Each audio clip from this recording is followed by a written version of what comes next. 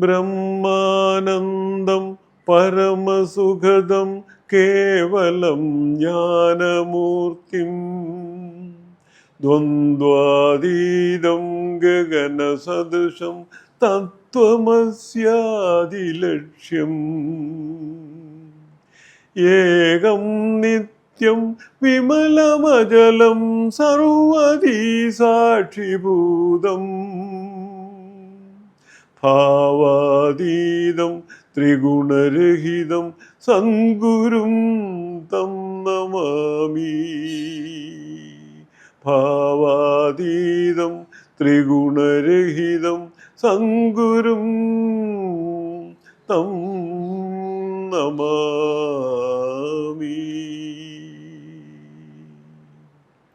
ഓം ശ്രീനാരായണ പരമഗുരവേ നമഃ. ഇവിടെ ഈ സ്റ്റേജിന് മുന്നിൽ ഉപവിഷ്ടരായിട്ടുള്ള സുഹൃത്തുക്കളെ, ആത്മമിത്രങ്ങളെ, ഇവിടെ ഗുരുനാരായണ സേവാനികേതൻ്റെയും SNDP യോഗത്തിൻ്റെയും പ്രവർത്തകരായ ധാരാളം പേരെ ഞാൻ കാണുന്നുണ്ട്. ഗുരുനാരായണ സേവാനികേതൻ വിവിധ കേന്ദ്രങ്ങളിൽ നടത്തിവരുന്ന പഠന ക്ലാസ്സുകളിലെ പഠിതാക്കൾ ധാരാളം പേരിവിടെ ഉണ്ട്. അതോടൊപ്പം തന്നെ ജിജ്ഞാസുക്കളും ആത്മമിത്രങ്ങളുമായ ധാരാളം വിഷയത്തിൽ തൽപരരായ ധാരാളം പേരിവിടെ വന്നിട്ടുണ്ടെന്ന് എനിക്കറിയാം. പോരാത്തതിന് എൻ്റെ സുഹൃത്തുക്കളും കുടുംബാംഗങ്ങളും ഉൾപ്പെടെ ഒരു വലിയ സദസ്സിന് മുന്നിലാണ് ഞാൻ നിൽക്കുന്നത്. എല്ലാവർക്കും ഈ സെമിനാറിലേക്ക് ഒരിക്കൽ കൂടി സ്വാഗതം ആശംസിക്കുകയാണ്. വിദ്യ കൊണ്ട് സ്വതന്ത്രരാകുക, വിപ്ലവവും പ്രതിവിപ്ലവവും എന്ന വിഷയത്തിൽ കോട്ടയത്ത് നാഗമ്പടം മഹാദേവർ ക്ഷേത്രത്തിൻ്റെ പരിസരത്തുള്ള ശിവഗിരി തീർത്ഥാടന സ്മാരക പവിലിയണിൽ വെച്ച് നടത്തപ്പെട്ട ഒരു സെമിനാർ. ആ സെമിനാറിൽ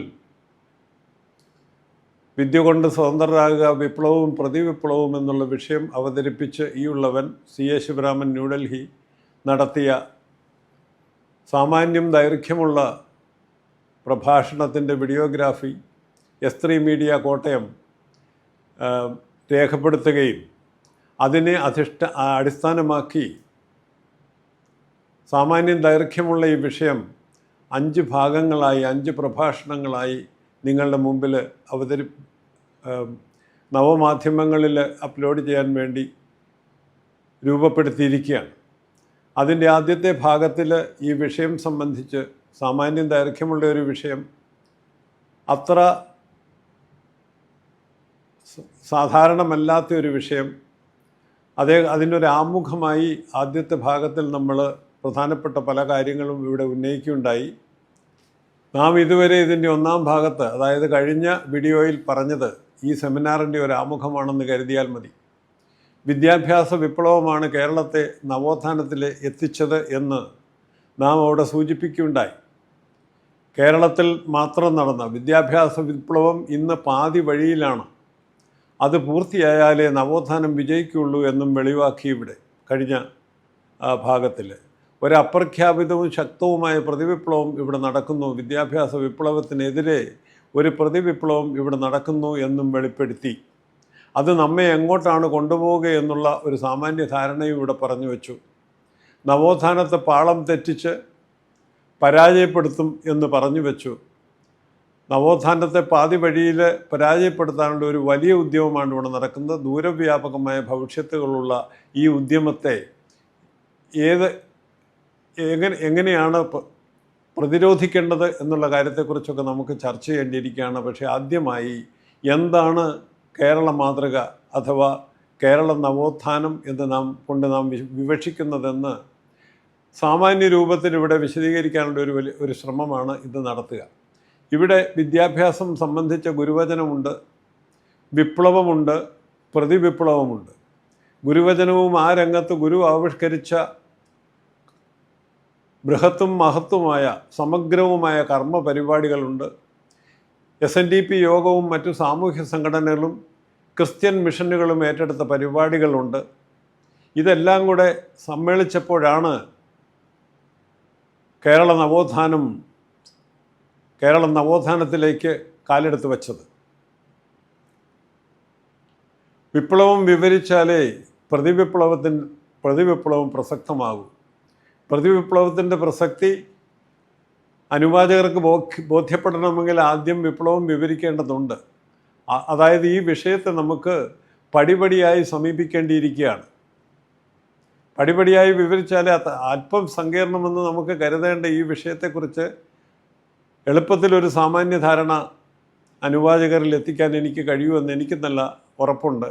കാരണം കൊച്ചു കേരളം മാത്രം എങ്ങനെ മാതൃകയായി എന്ന വലിയ ചോദ്യത്തിന് നമുക്കിതിനിടയ്ക്കൂടെ ഉത്തരവും കണ്ടെത്തേണ്ടതുണ്ട്. വിദ്യ കൊണ്ട് സ്വതന്ത്രരാകുക, വിപ്ലവവും പ്രതിവിപ്ലവവും എന്ന ഇന്നത്തെ വിഷയം കഴിഞ്ഞ 30 വർഷത്തോളമായി ഗവേഷണ ബുദ്ധിയ ഈ ഉള്ളവൻ പഠിക്കുകയാണ്. വിഷയം സാമൂഹ്യമാണ്, അല്പം സങ്കീർണവുമാണ്. അത് ചരിത്രത്തെ ആശ്ലേഷിച്ച് നിൽക്കുന്നു. 1200-ലധികം പഴക്കമുള്ള രാമരാജ്യത്തിൻ്റെ വികലമായ സാമൂഹ്യ വ്യവസ്ഥിതിയുടെ ബാക്കിപത്രമാണ് ഈ പ്രസൻറ്റേഷൻ. ഫ്യൂഡലിസത്തിന്, ഏകാധിപത്യത്തിന് വിട ചൊല്ലിയിട്ടും വരേണ്യവർഗ മേൽക്കോയ്മയുടെ അതിശക്തമായ തുരുത്തുകൾ ഈ രാജ്യത്ത് അവിടെവിടെയായി നിലനിൽക്കുന്നു എന്നുള്ള സത്യവും നമ്മൾ കഴിഞ്ഞ ഭാഗത്ത് വെളിപ്പെടുത്തുകയുണ്ടായി. ഏതു വിധേനയും സ്റ്റാറ്റസ് കോ പുനഃസ്ഥാപിക്കുവാനായി കഠിനയത്നം ചെയ്യുന്ന ഒരു വിഭാഗം ഇവിടെ എന്നും സക്രിയമാണെന്നും നാം അറിയണം. അതിനെ തുരത്തണം. അല്ലെങ്കിൽ കേരള നവോത്ഥാനത്തെ ഈ സെമിനാറിൻ്റെ ഉദ്ദേശം അത്തരത്തിലുള്ള ഒരു അവബോധം സൃഷ്ടിക്കുക എന്നതാണെന്നും കൂടി പറഞ്ഞുകൊണ്ട് നമുക്ക് വിഷയത്തിലേക്ക് കടക്കാം. എന്താണ് ഈ കേരള മോഡൽ? എന്താണ് ഈ കേരള മോഡൽ എന്നുള്ള ചോദ്യത്തിന് ഉത്തരമായി ഞാനിവിടെ നിങ്ങളുടെ മുമ്പിൽ വയ്ക്കുന്ന കുറേ വസ്തുതകളുണ്ട്, കുറച്ച് കണക്കുകളുണ്ട്. ആ കണക്കുകളൊക്കെ പലതും ഔദ്യോഗിക ജീവിതത്തിൻ്റെ ഭാഗമായി എനിക്കുണ്ടായ അനുഭവ സമ്പത്തിൽ നിന്നാണ് അതിൽ പലതും ഞാൻ രൂപപ്പെടുത്തിയിട്ടുള്ളത്. ഏകദേശം 3 ദശകങ്ങൾ മുമ്പ് അമേരിക്കയുടെ തലസ്ഥാനമായ വാഷിങ്ടണിലെത്തുന്നു. വാഷിങ്ടണിലെ പാൻ അമേരിക്കൻ ഹെൽത്ത് ഓർഗനൈസേഷൻ പാഹോ, അവിടെ നടക്കുന്ന ഒരു യോഗം അറ്റൻഡ് ചെയ്യുന്നതിന് ഗവൺമെൻറ് ഓഫ് ഇന്ത്യ രൂപീകരിച്ച 3-അംഗ ഡെലിഗേഷനിൽ കേന്ദ്ര ബയോടെക്നോളജി വിഭാഗത്തെ പ്രതിനിധീകരിച്ച് ഈ ഉള്ളവനും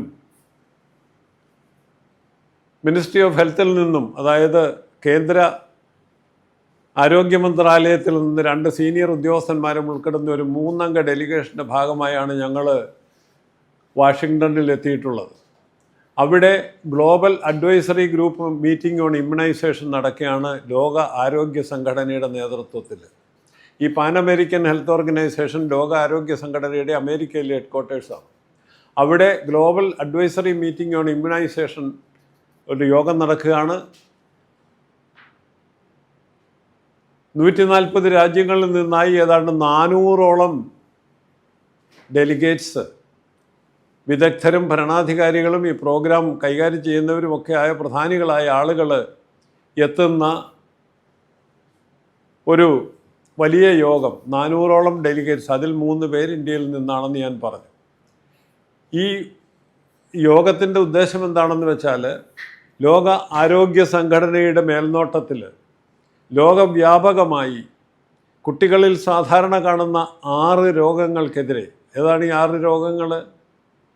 ഈ 6 രോഗങ്ങൾ പോളിയോ, പെട്ടൂസിസ്, ടെറ്റനസ്,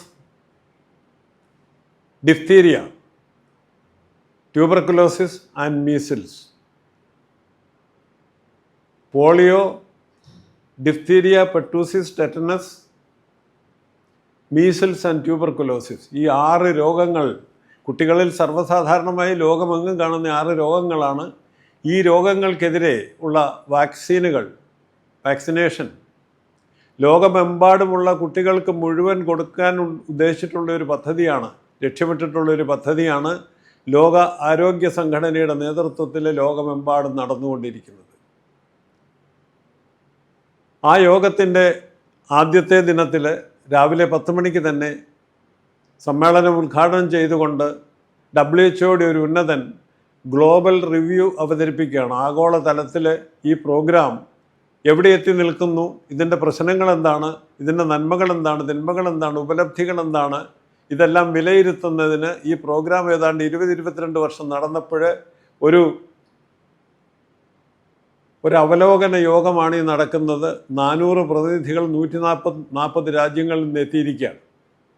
അദ്ദേഹത്തിൻ്റെ ഗ്ലോബൽ റിവ്യൂവിൽ, ആഗോള അവലോകനത്തിൽ അദ്ദേഹം പറഞ്ഞു, അമേരിക്കയിലെയും യൂറോപ്പിലെയും മിക്ക രാജ്യങ്ങളും ഈ 6 വാക്സിനേഷൻ എല്ലാ കുട്ടികൾക്കും നൽകുന്ന ഈ ഉദ്യമത്തിൽ അമേരിക്കയിലും യൂറോപ്പിലുമുള്ള മിക്ക രാജ്യങ്ങളിലെയും 80 മുതൽ 85% വരെ കുട്ടികൾക്ക് ഈ വാക്സിൻ നൽകുന്നതിൽ പ്രോഗ്രാം ഇതുവരെ വിജയിച്ചു. എന്നാൽ ഏഷ്യയിലും ആഫ്രിക്കയിലുമുള്ള കുട്ടികൾക്ക് ഈ 6 വാക്സിനേഷൻ നൽകുന്ന ഉദ്യമത്തിൽ വെറും 45% കുട്ടികളിൽ മാത്രമേ ഈ പ്രോഗ്രാമിന് എത്തിവിടാൻ കഴിഞ്ഞിട്ടുള്ളൂവെന്നും, ഇന്ത്യയിൽ ഞങ്ങൾ പോകുന്ന ആ സമയത്ത്, ഇന്നല്ല 30-32 വർഷം മുമ്പ്, ഇന്ത്യയിൽ വാക്സിനേഷൻ കവറേജിൻ്റെ പെർസെൻറ്റേജ് 47%ആണെന്നും ഒക്കെ അവിടെ വ്യക്തമാക്കപ്പെട്ടു.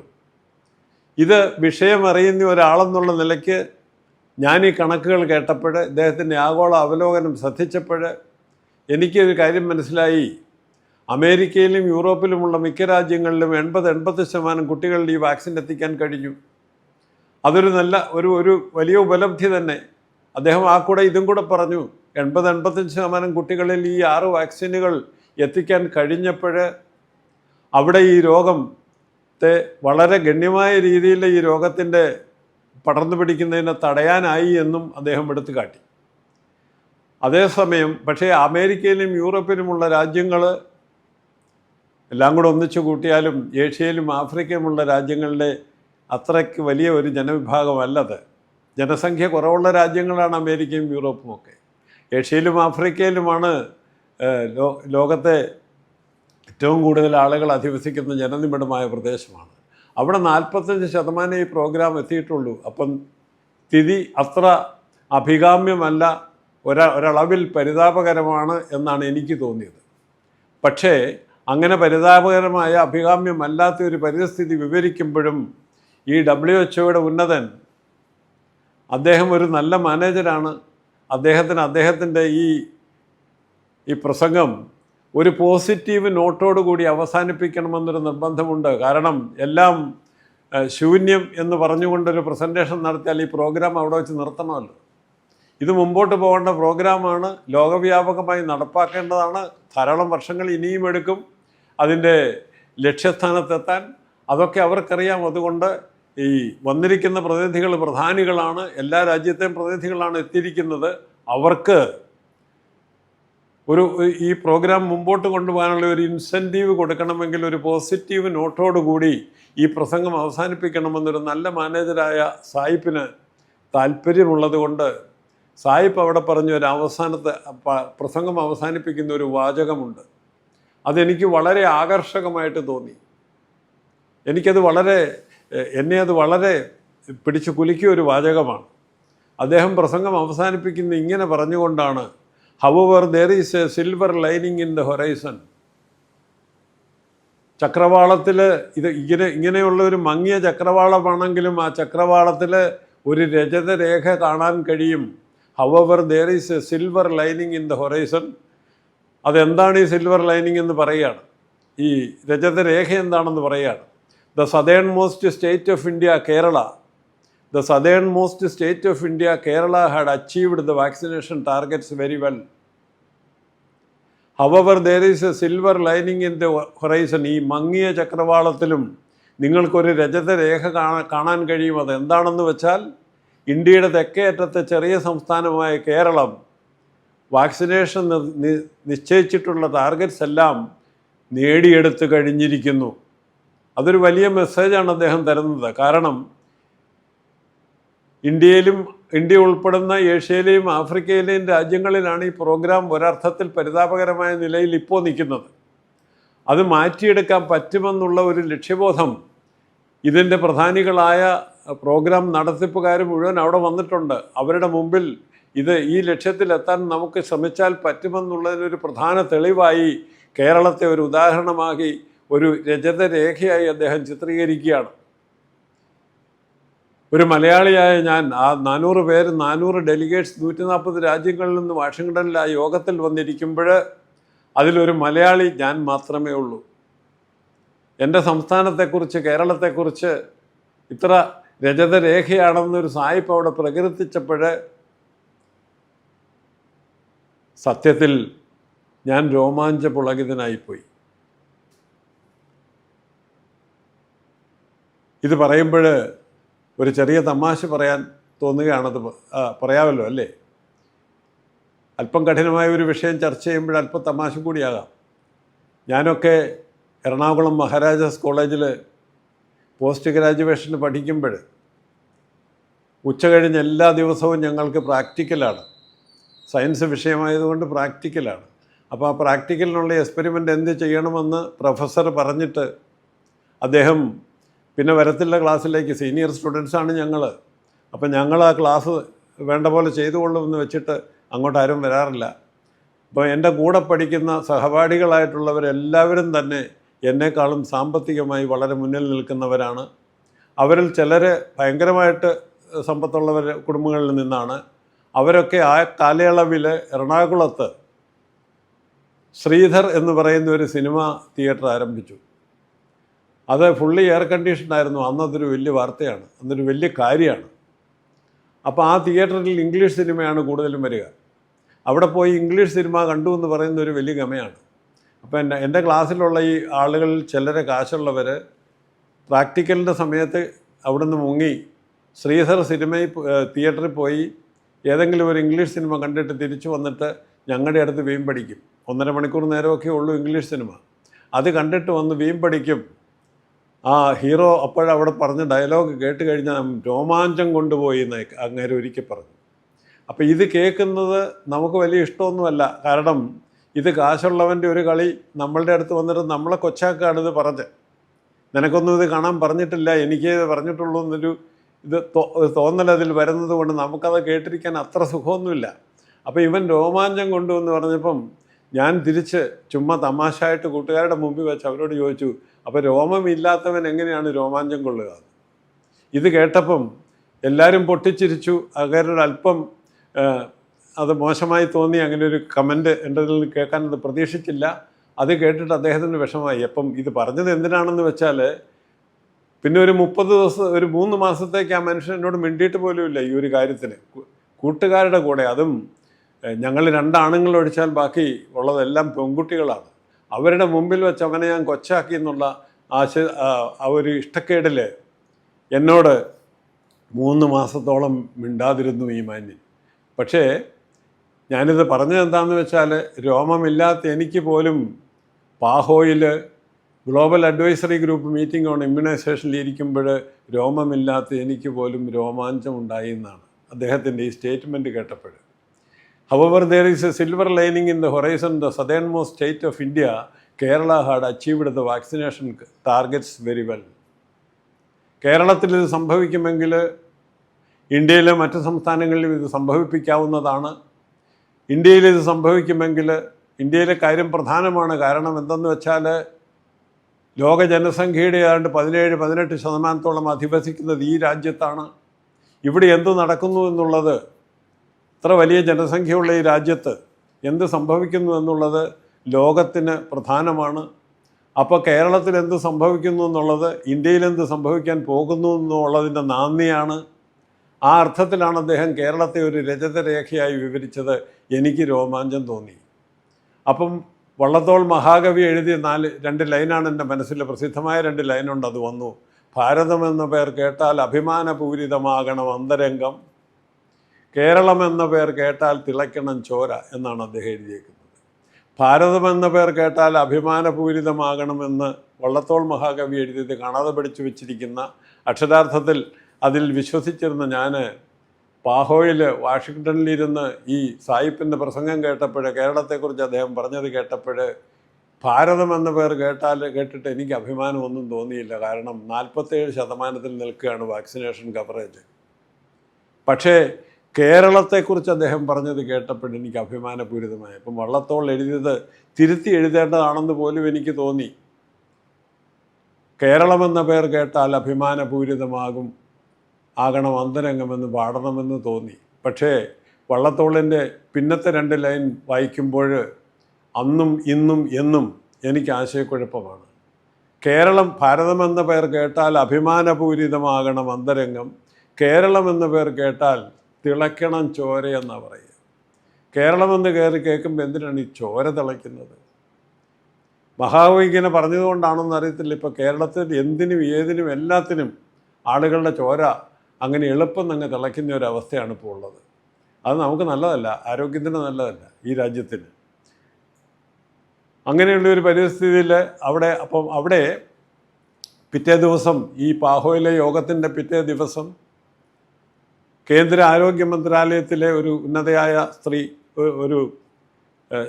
ഒരു അധികാരി, ഞങ്ങളുടെ കൂടെ വന്നിരുന്ന 3 അംഗ ഡെലിഗേഷനിലെ ഒരാൾ ഇന്ത്യയിലെ ഈ പ്രോഗ്രാമിൻ്റെ പുരോഗതിയെക്കുറിച്ചും അതിൻ്റെ പ്രശ്നങ്ങളെക്കുറിച്ചും വളരെ വിശദമായ ഒരു പേപ്പർ പ്രസൻറ്റ് ചെയ്തു. അതിൽ കേരളത്തിൻ്റെ ഉപലബ്ധികളെക്കുറിച്ച് വളരെ അടിവരയിട്ട് വളരെ പ്രാധാന്യത്തോടെ അവർ വിവരിക്കുകയുണ്ടായി. എന്നിട്ട് പറഞ്ഞു, ഈ കേരള മോഡലിനെ കേരളത്തിലെ ഈ മാതൃകയെ ഞങ്ങൾ മറ്റു സംസ്ഥാനങ്ങളിലേക്ക് അതിവേഗം പകർത്തുവാനുള്ള പദ്ധതികളെല്ലാം ആസൂത്രണം ചെയ്തു കഴിഞ്ഞു.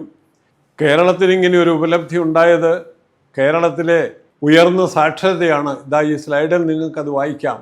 കേരളത്തിലെ ഉയർന്ന സാക്ഷരതയാണ്, പ്രത്യേകിച്ചും ഉയർന്ന സ്ത്രീ സാക്ഷരതയാണ് കേരളത്തിൻ്റെ ഉപലബ്ധിക്ക് പിന്നിൽ എന്ന് അവർ ആ പ്രസൻറ്റേഷനിൽ തുറന്നു പറഞ്ഞു. അതായത് കേരളം ഒരു മാതൃകയായി, ഈ വാക്സിനേഷൻ രംഗത്തൊരു മാതൃകയായി തീർന്നുവെന്നും അതിന് കാരണം കേരളത്തിലെ ഉയർന്ന സാക്ഷരത, പ്രത്യേകിച്ചും സ്ത്രീ സാക്ഷരതയാണെന്നും അവരവിടെ എടുത്തു കാണിക്കുകയായിരുന്നു. പാഹോയിൽ നിന്നും വാഷിങ്ടണിൽ നിന്ന് ഞങ്ങൾ തിരിച്ചെത്തി. ഏതാനും വർഷങ്ങൾ കടന്നു. അപ്പോൾ കേരള മാതൃക, കേരള നവോത്ഥാനം, ഇതിനൊക്കെ ആധാരമായ വസ്തുതകളിൽ ചിലത് ഞാനിവിടെ എടുത്ത് കാണിക്കുകയാണ്. എന്താണ് നവോത്ഥാനമെന്ന് പറഞ്ഞുകൊണ്ടേ നമുക്ക് മുമ്പോട്ട് പോകാൻ പറ്റൂ. കുറച്ച് കണക്കുകളാണിത്. കേരള നവോത്ഥാനത്തിൻ്റെ അടിസ്ഥാന വസ്തുതകളാണവ. എങ്ങനെയുള്ളതൊക്കെ സംഭവിച്ചപ്പോഴാണ് നവോത്ഥാനം ഇവിടെ വന്നു എന്ന് കരുതുന്നത് എന്ന് വെളിപ്പെടുത്താനാണിത്. ഇവിടെ ബാർ ഡയഗ്രങ്ങളായി, ചിത്രങ്ങളായി, ഗ്രാഫുകളായി കാണിക്കുന്ന വിവരങ്ങളെല്ലാം ഓരോ ബാറും കാണിക്കുന്ന നമ്പറുകളുടെ കൃത്യതയേക്കാളേറെ അവ പ്രത്യേക ട്രെൻഡ് കാണിക്കുവാൻ മാത്രം ഉദ്ദേശിച്ചിട്ടുള്ളതാണെന്ന് ഞാൻ എടുത്തു പറയുന്നു. ഒരു പ്രത്യേക ട്രെൻഡ് മറ്റു സംസ്ഥാനങ്ങളുമായി താരതമ്യത്തിൽ, മറ്റു രാജ്യങ്ങളുമായി താരതമ്യത്തിൽ കേരളം എവിടെ നിൽക്കുന്നു? നവോത്ഥാനത്തിൻ്റെ പാതയിൽ മുന്നേറുന്ന കേരളം, മാതൃകയായി തീർന്ന കേരളം മറ്റു സംസ്ഥാനങ്ങളും മറ്റു രാജ്യങ്ങളുമായുള്ള താരതമ്യത്തിൽ എവിടെ നിൽക്കുന്നു എന്ന് കാണിക്കാൻ വേണ്ടി മാത്രമുള്ള പ്രസൻറ്റേഷനാണിത്. അതിൻ്റെ കൃത്യത, അതിൽ എണ്ണത്തിൻ്റെ കൃത്യതയേക്കാളേറെ അതൊരു ട്രെൻഡ് കാണിക്കാൻ മാത്രം ഉദ്ദേശിച്ചിട്ടുള്ളതാണെന്ന് എടുത്തു പറഞ്ഞുകൊണ്ട് നമുക്ക് മുന്നോട്ട് പോകാം.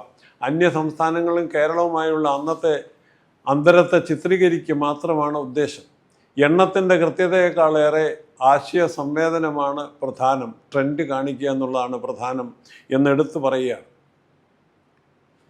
വർഷങ്ങൾ കടന്നു. ഞങ്ങൾ വാഷിങ്ടണിൽ നിന്ന് വന്നിട്ട് വർഷങ്ങൾ കടന്നപ്പോൾ കേന്ദ്ര ആരോഗ്യ മന്ത്രാലയത്തിൽ ഒരു ഹൈ ലെവൽ യോഗം വിളിച്ചു കൂട്ടിയിരിക്കുകയാണ്. ബയോടെക്നോളജി ഡിപ്പാർട്ട്മെൻറ്റ് പ്രതിനിധീകരിച്ച് എന്നെയും ക്ഷണിച്ചിരുന്നു. ആ യോഗത്തിൽ ചർച്ചാ വിഷയമായി എടുക്കുന്നത് ശിശുമരണനിരക്കാണ്. ശിശുമരണനിരക്ക്, ഇൻഫൻറ്റ് മോർട്ടാലിറ്റി റേറ്റ്, IMR. ശിശുമരണനിരക്ക് എന്ന് പറഞ്ഞാൽ ഒരു പ്രദേശത്ത്, ഒരു രാജ്യത്ത്, ഒരു സമൂഹത്തിൽ 1000 കുട്ടികൾ ജനിക്കുമ്പോൾ ഒരു വർഷത്തിനുള്ളിൽ അതിലെത്ര കുട്ടികൾ മരിക്കാൻ സാധ്യതയുണ്ട് എന്ന കണക്കാണ് ശിശുമരണനിരക്ക്. 1000 കുട്ടികൾ ജനിക്കുമ്പോൾ ആദ്യത്തെ വർഷം, ഒരു വർഷം കൊണ്ട് 1000-ൽ എത്ര കുട്ടികൾ മരിക്കാൻ സാധ്യതയുണ്ട് എന്ന് കാണിക്കുന്ന കണക്കാണ് ശിശുമരണനിരക്ക്, ഇൻഫൻറ്റ് മോർട്ടാലിറ്റി റേറ്റ്. ഇവിടെ ഈ ഗ്രാഫിൽ നിങ്ങൾക്ക് കാണാം, കുറച്ച് സെലക്റ്റഡ് സ്റ്റേറ്റിൻ്റെ, കേരളം ഉൾപ്പെടെയുള്ള സെലക്റ്റഡ് സ്റ്റേറ്റിൻ്റെ ശിശുമരണനിരക്ക് എത്രയാണെന്നാണ് ഈ ബാർ ഡയഗ്രാം കാണിക്കുന്നത്. ഇതിൽ നോക്കുക, കേരളത്തിൻ്റെ തൂണ്, കേരളത്തെ പ്രതിനിധാനം ചെയ്യുന്ന തൂണ് എത്ര ചെറുതാണെന്ന് നോക്കുക. യു പിയിലെ തൂണ് എവിടെ നിൽക്കുന്നു, ബീഹാറിലെ തൂണ് എവിടെ നിൽക്കുന്നു എന്ന് നോക്കുക. ഇതാണ് വ്യത്യാസം. അപ്പോൾ ശിശു മരണനിരക്ക് കുറഞ്ഞിരിക്കുന്ന ഒരു രാജ്യം ഈ യോഗത്തിൽ സംബന്ധിക്കുന്നത് ഇന്ത്യയിലെ എല്ലാ സംസ്ഥാനങ്ങളിലെയും ഹെൽത്ത് ഡയറക്ടർമാരാണ്. ഹെൽത്ത് വിഭാഗത്തിൻ്റെ ഡയറക്ടറായിട്ടിരിക്കുന്ന ആളുകളാണ്. എല്ലാ സ്റ്റേറ്റിൽ നിന്നും വന്നിട്ടുണ്ട്, കേരളത്തിൽ നിന്നും വന്നിരുന്നു. ഇത് ഉദ്ഘാടനം ചെയ്യുന്നത് കേന്ദ്ര ആരോഗ്യ മന്ത്രാലയത്തിലെ സെക്രട്ടറി, IAS സെക്രട്ടറിയാണ്. അദ്ദേഹത്തിൻ്റെ ഉദ്ഘാടന പ്രസംഗത്തിൽ പറഞ്ഞു, ശിശു മരണനിരക്ക് ഒരു സമൂഹത്തിൻ്റെ വളർച്ചയുടെ അളവുകോലാണെന്ന് അദ്ദേഹം പറഞ്ഞു. ലോകം അംഗീകരിച്ചിട്ടുള്ളതാണെന്നും പറഞ്ഞു. ശിശു മരണനിരക്ക് കുറവാണെങ്കിൽ ആ സമൂഹം വളർച്ചയുടെ പാതയിൽ ഏറെ മുന്നേറിക്കഴിഞ്ഞു എന്ന് വേണം മനസ്സിലാക്കാൻ. അത് മറ്റ് ഘടകങ്ങളൊന്നും നോക്കേണ്ട, ശിശു മരണനിരക്കിനെ നോക്കി മാത്രം നമുക്കത് നിശ്ചയിക്കാൻ പറ്റും എന്നാണ് അദ്ദേഹം പറഞ്ഞു വെച്ചത്. ശിശു മരണനിരക്ക് വളരെ അധികമാണെങ്കിൽ ആ സമൂഹം വളർച്ചയിലെത്തിയിട്ടില്ല എന്ന് കണക്കാക്കുന്നതിൽ ഒരു തെറ്റുമില്ലെന്ന് അദ്ദേഹം എടുത്തു കാട്ടി. അങ്ങനെ നോക്കുമ്പോൾ നിങ്ങളിവിടെ നോക്കുക, കേരളത്തിൻ്റെ തൂണ് UPയുടെയോ ബീഹാറിൻ്റെയോ തൂണിൽ നിന്ന് എത്ര ചെറുതാണെന്ന് നോക്കുക. ഇവിടുത്തെ ശിശുമരണ നിരക്ക് വളരെ കുറവാണ്. ദേശീയ ലക്ഷ്യത്തിൽ നാം പണ്ടേ എത്തിക്കഴിഞ്ഞു. രാജ്യം നിശ്ചയിച്ചിരിക്കുന്ന ലക്ഷ്യത്തിൽ നാം പണ്ടേ എത്തിക്കഴിഞ്ഞു. ഇവിടെയും ശിശുമരണ നിരക്കിനെക്കുറിച്ചുള്ള ചർച്ചയിലും വിദഗ്ധരായ ആളുകൾ, ഭരണാധികാരികളായ ആളുകൾ, ഹെൽത്ത് ഡയറക്ടേഴ്സാണ് വന്നിരിക്കുന്നത് എല്ലാ സംസ്ഥാനത്തു നിന്നും. അവരെല്ലാം കൂടെ ചേർന്ന യോഗത്തിൻ്റെ വിലയിരുത്തൽ ഇതാണ്: കേരളത്തിൽ മാത്രം എങ്ങനെ ഇത്ര കുറഞ്ഞ ശിശുമരണ നിരക്ക് നേടാനായി? ഭാരതത്തിൻ്റെ വിശാലമായ ഭാരതം, 36 സ്റ്റേറ്റുകളും കേന്ദ്രശാസിത പ്രദേശങ്ങളും ഉൾക്കൊള്ളുന്ന ഈ വലിയ രാജ്യത്ത് എന്തുകൊണ്ടൊരു കൊച്ചു കേരളത്തിൽ മാത്രം ഇത്രയും കുറഞ്ഞ ശിശുമരണ നിരക്ക് നേടാനായി എന്നുള്ളതൊരു ചർച്ചാ വിഷയമായി. അപ്പോൾ അവിടെ ഉരുത്തിരിഞ്ഞു വന്ന ആശയം കേരളത്തിലെ ഉയർന്ന സാക്ഷരതയാണ്, പ്രത്യേകിച്ചും ഉയർന്ന സ്ത്രീ സാക്ഷരതയാണ് ഈ ഉപലബ്ധിക്ക് പിന്നിൽ എന്ന കണ്ടെത്തലാണ് അവിടെ അവതരിപ്പിച്ചതും അംഗീകരിച്ചത്. അപ്പോൾ സ്വാഭാവികമായും വാഷിങ്ടണിൽ വെച്ചും ഇവിടെ ഡൽഹിയിൽ വെച്ചും ഈ യോഗത്തിൻ്റെ പരിസമാപ്തിയിൽ എൻ്റെ ഉള്ളിൽ തിളച്ചു മറിയുന്ന ഒരു ചോദ്യമുണ്ട്. ആ ചോദ്യം എന്താണെന്ന് വെച്ചാൽ, കേരളത്തിലെ ഉയർന്ന സാക്ഷരതയാണ്, പ്രത്യേകിച്ചും ഉയർന്ന സ്ത്രീ സാക്ഷരതയാണ് കേരളത്തിൽ ഇത്തരം നേട്ടങ്ങളൊക്കെ ഉണ്ടാക്കാൻ കാരണമായതെങ്കിൽ എന്തുകൊണ്ട് കേരളത്തിൽ മാത്രം ഉയർന്ന സാക്ഷരത? എന്തുകൊണ്ട് ഈ 36 സ്റ്റേറ്റുകളും കേന്ദ്രശാസിത പ്രദേശങ്ങളുമുള്ള ഈ വലിയ രാജ്യത്ത് മറ്റൊരു പ്രോവിൻസിലും ഈ തരത്തിലുള്ള കേരളത്തിലെ പോലുള്ള ഉയർന്ന സാക്ഷരത നേടാനായില്ല? അല്ലെങ്കിൽ മറ്റൊരു സംസ്ഥാനത്തിനും ഒരു പ്രോവിൻസിനും കേരളത്തിലെ പോലെയുള്ള ഈ ഉയർന്ന സാക്ഷരത എന്നുള്ള ഈ ആയുധം, ഈ ഉപാധിയെ ഉപയോഗിച്ചുകൊണ്ട് വികസനത്തിൻ്റെ മാർഗത്തിലേക്ക് പ്രവേശിക്കാൻ മറ്റാർക്കും എന്തുകൊണ്ട് കഴിഞ്ഞില്ല? എന്തുകൊണ്ട് കേരളത്തിൽ മാത്രം ഉയർന്ന സാക്ഷരത? ഈ ചോദ്യം എൻ്റെ മനസ്സിൽ തിളച്ചു മറിയാൻ തുടങ്ങി. ഇത് കഴിഞ്ഞ് 1-2 വർഷത്തിനുള്ളിൽ നാഷണൽ ഫാമിലി വെൽഫെയർ പ്രോഗ്രാമിൻ്റെ ഒരു അവലോകന യോഗം ഡൽഹിയിലെ പ്ലാനിംഗ് കമ്മീഷനിൽ വെച്ച് നടക്കുകയാണ്.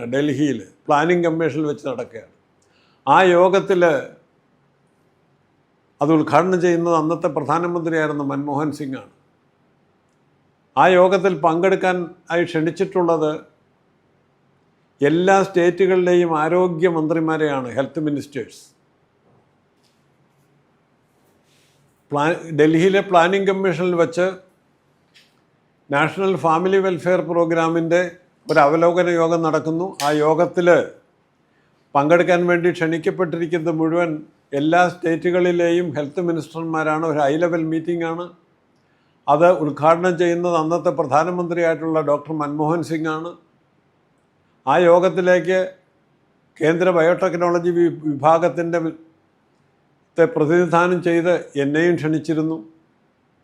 ആ യോഗത്തിൽ ജനസംഖ്യാ വർധനയെ തടയുന്നതിന് കേന്ദ്ര ഗവൺമെൻറ് ആയിരക്കണക്കിന് കോടികൾ ചെലവിട്ട് എത്രയോ വർഷങ്ങളായി, 4-5 ദശകങ്ങളായി ഒരു വലിയ പ്രോഗ്രാം ഇവിടെ നടത്തി വരികയാണ്, ഫാമിലി പ്ലാനിംഗ് പ്രോഗ്രാം.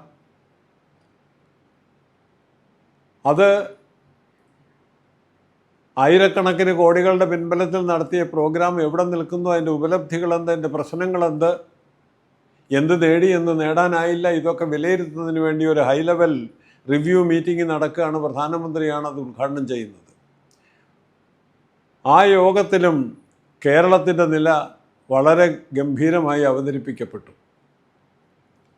അതായത് രാജ്യത്തിൻ്റെ നിശ്ചയിച്ചിരിക്കുന്ന പരിധിയുണ്ട് ഈ പ്രോഗ്രാമിൻ്റെ കീഴിൽ. നമ്മുടെ ജനസംഖ്യാ വർധന ജനസംഖ്യ ഇങ്ങനെ വർദ്ധിച്ച് പോവുകയാണ്. അപ്പം നമ്മളുടെ വികസനം അതിനൊപ്പിച്ച് കൊണ്ടുപോകാൻ നമ്മൾ തത്രപ്പെടുകയാണ്. അപ്പം ജനസംഖ്യ എങ്ങനെയും നിയന്ത്രിക്കണമെന്നുള്ള ലക്ഷ്യത്തിൽ ജനസംഖ്യാ വർധനയെ ഇങ്ങനെ മോണിറ്റർ ചെയ്തുകൊണ്ടിരിക്കുമ്പോൾ നാം കാണുന്നത് ഈ പ്രോഗ്രാമിൻ്റെ കീഴിൽ രാജ്യം വച്ചിരിക്കുന്ന ഒരു ടാർഗറ്റ് ഉണ്ട്. അതെന്താണെന്ന് വെച്ചാൽ ഒരു ദമ്പതിമാർക്ക് ഒരു ഭാര്യയ്ക്കും ഭർത്താവിനും ശരാശരി 2.1 കുട്ടികൾ എന്നുള്ള തലത്തിലേക്ക് നമ്മുടെ ജനസംഖ്യാ വർധനയെ നിജപ്പെടുത്താൻ കഴിഞ്ഞാൽ, അവിടെ കൊണ്ടുവരാൻ കഴിഞ്ഞാൽ പിന്നീട് ജനസംഖ്യ ഇവിടെ വർദ്ധിക്കുന്നില്ല എന്നാണ് വിദഗ്ധരെ കണക്ക് കൂട്ടിയെടുത്തിരിക്കുന്നത്. അതായത് ഒരു ദമ്പതി, ഒരു ഭാര്യാഭർത്തൃ ജോഡിക്ക് ശരാശരി 2.1 കുട്ടികൾ എന്നുള്ള കണക്കിലേക്ക് നമ്മുടെ ജനസംഖ്യാ വർധനയ്ക്ക് തടയിടണം.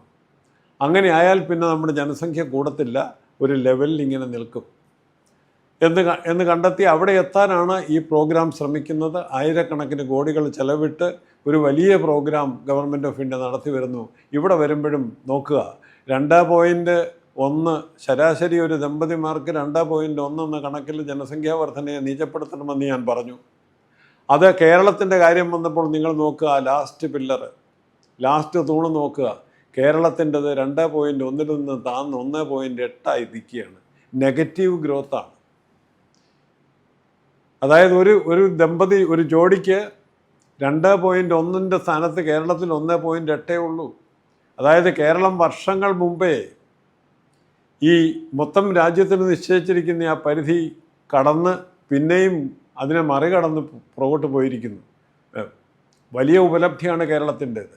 നമ്മുടെ ജനസംഖ്യ ഇപ്പോൾ നെഗറ്റീവ് ഗ്രോത്താണ്. ഇതിൻ്റെ ഫലമായിട്ട് ഇവിടുത്തെ പല സ്കൂളുകളിലും, പ്രത്യേകിച്ചും സർക്കാർ സ്കൂളുകളിൽ ഡിവിഷനുകൾ ഇല്ലാതാകുന്ന അവസ്ഥ ഇവിടെ വന്നിട്ടുണ്ട്. പോപ്പുലേഷൻ വർധനയെ കേരളത്തിന് അതിനെ ഗംഭീരമായി അതിനെ തടയിട്ടിരിക്കുകയാണ് കേരളം. ഈ സ്ഥാനത്ത് ബീഹാറിൻ്റെ തൂണ് നോക്കുക, കേരളത്തിൻ്റെ തൂണുമായിട്ട് ജനസംഖ്യാ വർധന എത്രയോ കുട്ടികളുടെ എണ്ണം, ജനബാഹുല്യമാണ് അവിടെയെല്ലാം. അവിടെ ഒന്നും ഈ പ്രോഗ്രാം ഇത്ര നാൾ പ്രവർത്തിച്ചിട്ടും കേരളത്തിലുണ്ടായ ഫലമുണ്ടായില്ല. ഇതിൻ്റെ കാരണം എന്താണെന്ന് അവിടെയും പറഞ്ഞു കേട്ട് ഒരു കാരണമേ ഉള്ളൂ, ഒരൊറ്റ കാരണമേ അവിടെയും പറയുന്നുള്ളൂ. ഒരു കാരണമേ അവിടെയും പറയാനുള്ളൂ. കേരളത്തിലെ ഉയർന്ന സാക്ഷരതയാണ്, പ്രത്യേകിച്ചും ഉയർന്ന സ്ത്രീ സാക്ഷരതയാണ് ഈ ഉപലബ്ധിക്ക് പിന്നിൽ. പഴയ ചോദ്യം പിന്നെയും പണം പൊക്കിയാടി എൻ്റെ മനസ്സിൽ. എന്തുകൊണ്ട് കേരളത്തിൽ, ഈ വിശാലമായ ഇന്ത്യ മഹാരാജ്യത്ത് എന്തുകൊണ്ട് ഈ കൊച്ചു കേരളത്തിൽ മാത്രം ഉയർന്ന സാക്ഷരതയാണ് ഇതിന് കാരണമെങ്കിൽ ഇതിനൊരു ഉത്തരം വേണ്ടേ? എന്തുകൊണ്ട് കേരളത്തിൽ മാത്രമെന്നുള്ള ചോദ്യം, അതിനൊരു ഉത്തരം വേണം. അത് തേടുകയായി പിന്നെ എൻ്റെ ലക്ഷ്യം. അപ്പോഴാണ് ആയുർദൈർഘ്യം, ഇതാ ഈ ഗ്രാഫ് നോക്കുക, ആയുർദൈർഘ്യം മറ്റൊരു അതായത് നവോത്ഥാനത്തിൻ്റെ, നമ്മുടെ വളർച്ചയുടെ ജീവിത ഗുണനിലവാരം അളക്കാൻ ഉപയോഗിക്കുന്ന വിവിധ ഉപാധികളാണ് ഇവിടെ ഓരോന്നോരോന്നായി ഞാൻ പറയുന്നത്. ഇവിടെ രേഖപ്പെടുത്തിയിട്ടുള്ളത് ആയുർദൈർഘ്യമാണ്. ആയുർദൈർഘ്യം, ലൈഫ് എക്സ്പെക്റ്റൻസി, ഇത് കേരളത്തിൻ്റെത് എവിടെ നിൽക്കുന്നു, യു പിയുടേത് എവിടെ നിൽക്കുന്നു എന്ന് നിങ്ങൾ നോക്കുക. അതായത് കേരളത്തിൽ ഇന്ന് ജനിക്കുന്ന ഒരു കുഞ്ഞിന് ഒരു 76 വയസ്സ് വരെ ജീവിച്ചിരിക്കാനുള്ള സാധ്യതയുണ്ട്. 76 വയസ്സ് വരെ ഇരിക്കാനുള്ള സാധ്യത ആ കുട്ടിയുടെ മുന്നിൽ ഇന്ന് തെളിയും. ആ സ്ഥാനത്ത് ആ കുട്ടി ജനിക്കുന്നത് യു പിയിലാണെങ്കിൽ 64 വയസ്സ് കഴിയുമ്പോൾ അവൻ്റെ അഡ്രസ്സ് ഇല്ലാതാവും. അതായത് യു പിയും കേരളവും തമ്മിൽ കേരളത്തിൽ ജനിക്കുന്ന ഒരു കുഞ്ഞിന് 12 വർഷത്തെ ആയുസ് നീട്ടിക്കിട്ടുന്ന ഒരവസ്ഥ ഇവിടെയുണ്ട്. അത് യു പിയിലോ ബീഹാറിലോ ഉള്ള കുട്ടിക്ക് കിട്ടുന്നില്ല, ജനിക്കുന്ന കുട്ടികൾക്കുണ്ടാവില്ല. ഇതൊരു വലിയ ഉപലബ്ധിയാണ്, ഇതൊരു വലിയ നേട്ടമാണ്. 12 വർഷത്തെ ആയുസ് നീട്ടിക്കിട്ടുക. ഇതിൻ്റെ കാര്യം വരുമ്പോഴും നമ്മളോട് പറയുന്നത് സാക്ഷരതയാണ് ഇതിൻ്റെ എല്ലാം അടിസ്ഥാനമെന്ന് പറയുക. പക്ഷേ ഈ ചോദ്യം വീണ്ടും അവശേഷിക്കുകയാണ്. എപ്പോഴും നിലനിൽക്കുന്ന ഒരു ചോദ്യമാണ് എൻ്റെ മനസ്സിലുള്ളത്. സാക്ഷരതയാണ് ഇതിൻ്റെ എല്ലാം മൂലകാരണമെങ്കിൽ എന്തുകൊണ്ട് കേരളത്തിന് മാത്രം ഉയർന്ന സാക്ഷരത എന്നുള്ള ചോദ്യത്തിന് ഉത്തരം വേണം. ഇവിടെ നോക്കുക, സാക്ഷരതയുടെ ട്രെൻഡാണ് ഞാനിവിടെ കാണിക്കുന്നത്. കേരളത്തിൻ്റെ പില്ലർ എവിടെ നിൽക്കുന്നു എന്നും മറ്റുള്ളവരുടെ പില്ലർ അതിൻ്റെ അടുത്ത് എത്തിയിട്ടില്ല എന്നുള്ളത് നാം ഇതിൽ നിന്ന് തിരിച്ചറിയണം. കേരളം 1991 സമ്പൂർണ്ണ സാക്ഷരത നേടിയെന്ന് നമുക്കറിയാം. ഇതൊരു വമ്പിച്ച ഉപലബ്ധിയാണ് കേരളത്തിൻ്റേത്. അതിനുശേഷം 33 വർഷങ്ങൾ പിന്നിട്ടിട്ടും വേറൊരു സംസ്ഥാനവും കേരളത്തിൻ്റെ അടുത്തെങ്ങും എത്തുന്നില്ല. ദേശീയ സാക്ഷരതയുടെ ദേശീയ ശരാശരി 74% കുടുങ്ങി നിൽക്കുകയാണ്. ഉയർന്ന സ്ത്രീ സാക്ഷരത അല്ലെങ്കിൽ ഉയർന്ന സാക്ഷരതാ നിലവാരം കേരളം മാത്രം കൈവരിച്ചു എന്നുള്ളതിനെക്കുറിച്ച് വ്യക്തമായൊരു ഉത്തരം ആരും തരുന്നില്ല. അതിലേക്ക് ആരും കടക്കുന്നില്ല. മാനവ വികാസ സൂചിക എന്നൊരു കണക്കുണ്ട്. ഇതുവരെ പറഞ്ഞ ഘടകങ്ങളെ പലതിനെയും ചേർത്ത് വെച്ചിട്ട് കണക്ക് കൂട്ടിയെടുക്കുന്നതാണിത്. അപ്പോൾ ഇത്രയും പല ഘടകങ്ങളിലേക്ക് നമുക്ക് പോകേണ്ട ആവശ്യമില്ല. പല അളവുകോൽ ഉപയോഗിക്കേണ്ട കാര്യമില്ല. അളവുകോലുകളെല്ലാം ഈ ഒരു ഘടകത്തിൽ, ഈ ഒരു അളവിൽ വന്നു കഴിഞ്ഞു. മാനവ വികാസ സൂചിക അഥവാ ഹ്യൂമൻ ഡെവലപ്മെൻറ്റ് ഇൻഡെക്സ് എന്ന് പറയും. ഇത് ലോകം അംഗീകരിച്ചിട്ടുള്ള ഒരു അളവുകോലാണ്. ഹ്യൂമൻ ഡെവലപ്മെൻറ്റ് ഇൻഡെക്സ് കൂടിയതാണെങ്കിൽ ആ രാജ്യം പുരോഗതിയിൽ മുന്നിട്ട് നിൽക്കുന്നു. ഹ്യൂമൻ ഡെവലപ്മെൻറ്റ് ഇൻഡെക്സ് താഴ്ന്നതാണെങ്കിൽ ആ രാജ്യം അധോഗതിയിലാണ് എന്ന് മനസ്സിലാക്കുന്നതിന് ബുദ്ധിമുട്ടൊന്നുമില്ല. അവിടെ അതിന് ഹ്യൂമൻ ഡെവലപ്മെൻറ്റ് ഇൻഡെക്സ് കണക്കാക്കുന്നതിന് മാനവ വികാസ സൂചിക എന്ന് നമുക്കതിനെ പരിഭാഷപ്പെടുത്താം. മാനവ വികാസ സൂചികയിൽ നിങ്ങളുടെ സ്ഥാനം നിർണ്ണയിക്കുന്നതിന് പല ഉപാധികൾ ഉപയോഗിക്കുന്നുണ്ട്. അതിൻ്റെ വിശദാംശങ്ങളിലേക്ക് നമുക്കിപ്പോൾ കടക്കേണ്ട കാര്യമില്ല. ഇവിടെ നോക്കുക, കേരളത്തിൻ്റെ മാനവ വികാസ സൂചിക ആ പില്ലർ നിൽക്കുന്നത് എവിടെയാണെന്ന് നോക്കുക. 8 ആ സ്ഥാനത്ത് ബീഹാറിൻ്റെയും UPയുടെയും പില്ലർ അതിൻ്റെ പകുതി പോലും ഇല്ല എന്നുള്ളത് നമ്മൾ മനസ്സിലാക്കണം. ഈ ഉപലബ്ധി കേരളത്തിൻ്റെ മാനവ വികാസ സൂചികയിലും കേരളം അത്യുന്നതങ്ങളിലാണെന്ന് നാം കണ്ടെത്തുകയാണ്. ഇതിന് കാരണമെന്താണ് എന്നുള്ളതിലേക്കാണ് നമുക്ക് പോകുന്നത്. അവിടെയെല്ലാം നമ്മളോട് പറയും സാക്ഷരതയാണ് ഇതിൻ്റെ എല്ലാം പിന്നിലെന്ന്. അതൊരു വലിയ സത്യമാണ് പറയുന്നത്. സാക്ഷരതയാണെങ്കിൽ എന്താ ഇപ്പം പ്രശ്നം? കേരളത്തിൻ്റെ ഈ അഭൂതപൂർവമായ ഈ അച്ചീവ്മെൻറ്റ്സിനെല്ലാം പറയുന്ന കാരണം ഇവിടുത്തെ ഉയർന്ന സാക്ഷരതയാണ്, പ്രത്യേകിച്ച് സ്ത്രീ സാക്ഷരതയാണെന്ന് പറഞ്ഞു നിർത്തുക. അപ്പോഴേ ഞാൻ പറഞ്ഞു, എൻ്റെ മനസ്സിൽ അങ്ങ് വാഷിങ്ടൺ മുതൽ എത്രയോ വർഷങ്ങളായിട്ട് ഈ ചോദ്യം ഇങ്ങനെ തിളച്ചു മറിയുകയാണ്. കാരണം എന്താണെന്ന് വെച്ചാൽ, സാക്ഷരതയാണെങ്കിൽ എന്തുകൊണ്ട് ഈ കൊച്ചു കേരളത്തിൽ മാത്രം സാക്ഷരത? പക്ഷേ ആ പറയുന്നതിലൊരു വലിയ സത്യമുണ്ട്. സാക്ഷരത ഒരു കാരണം തന്നെയാണ് എന്ന് ഇവിടെ കാണുന്ന ഈ ടേബിളിൽ കൊടുത്തിരിക്കുന്ന വിവരങ്ങൾ നിങ്ങൾ ശ്രദ്ധിക്കുമെങ്കിൽ നിങ്ങൾക്ക് മനസ്സിലാകും. നോക്കുക, ഇവിടെ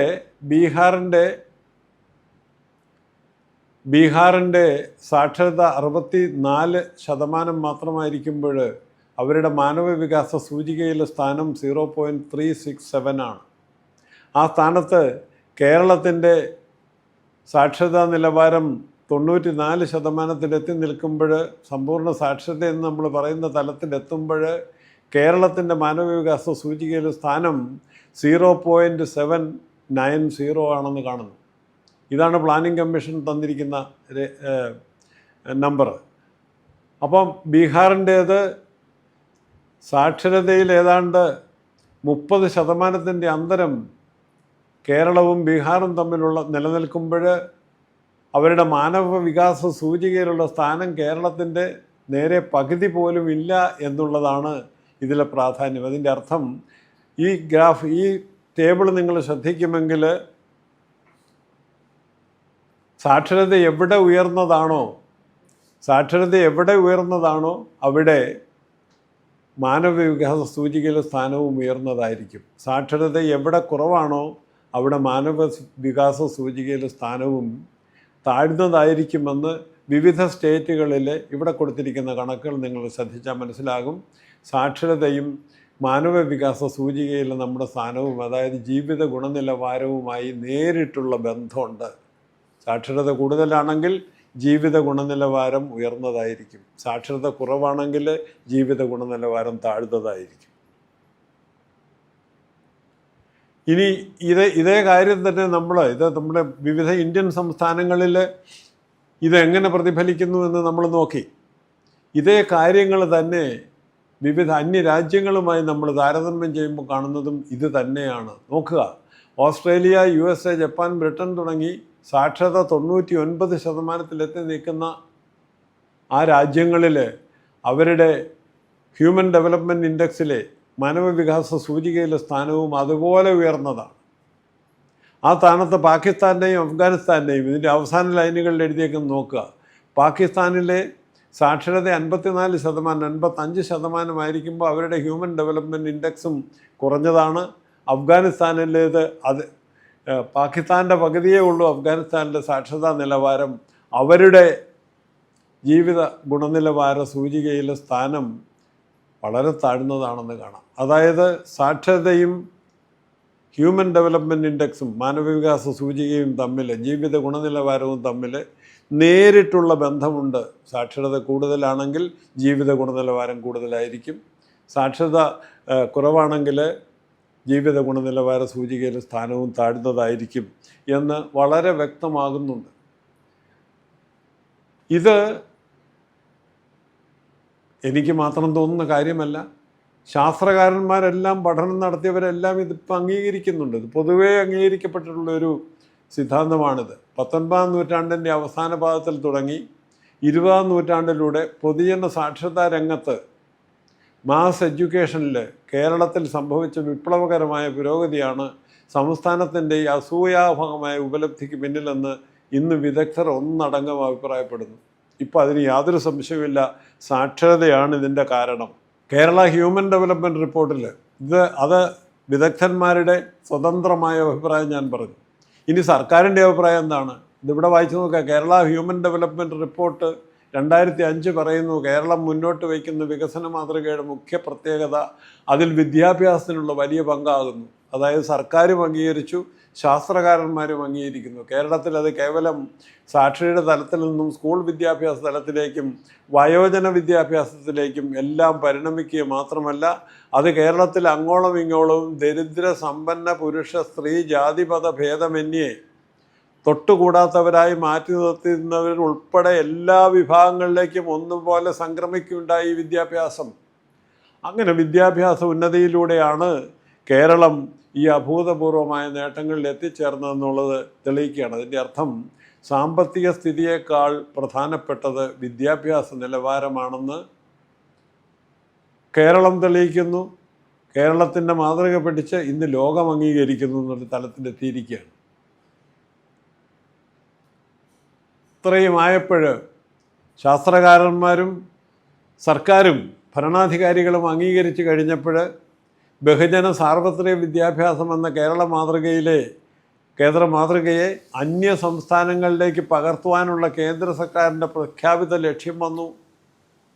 കേരളത്തിലിത് പറ്റുമെങ്കിൽ അങ്ങ് വാഷിങ്ടണിൽ മുതൽ ഞാനിത് കേൾക്കുന്നതാണ്, കേരള മോഡലിനെ മറ്റ് സംസ്ഥാനങ്ങളിലേക്ക് പകർത്തും. കേരളത്തിലെ ഈ മാതൃകയെ മറ്റ് സംസ്ഥാനങ്ങളിലേക്ക് പകർത്തിയാൽ ഇന്ത്യ മൊത്തം കേരള മോഡലിന് സമാനമായ ഒരു നിലവാരത്തിലെത്തുമ്പോൾ ശരിക്കും പറഞ്ഞാൽ സ്വർഗരാജ്യമായി മാറും. പക്ഷേ 5-6 ദശാബ്ദങ്ങൾ കടന്നിട്ടും വമ്പിച്ച മൂലധനം വ്യയം ചെയ്തിട്ടും വിജയിച്ചിട്ടില്ല ഇതുവരെ. അതാണ് ദുർഗതി. കേരളം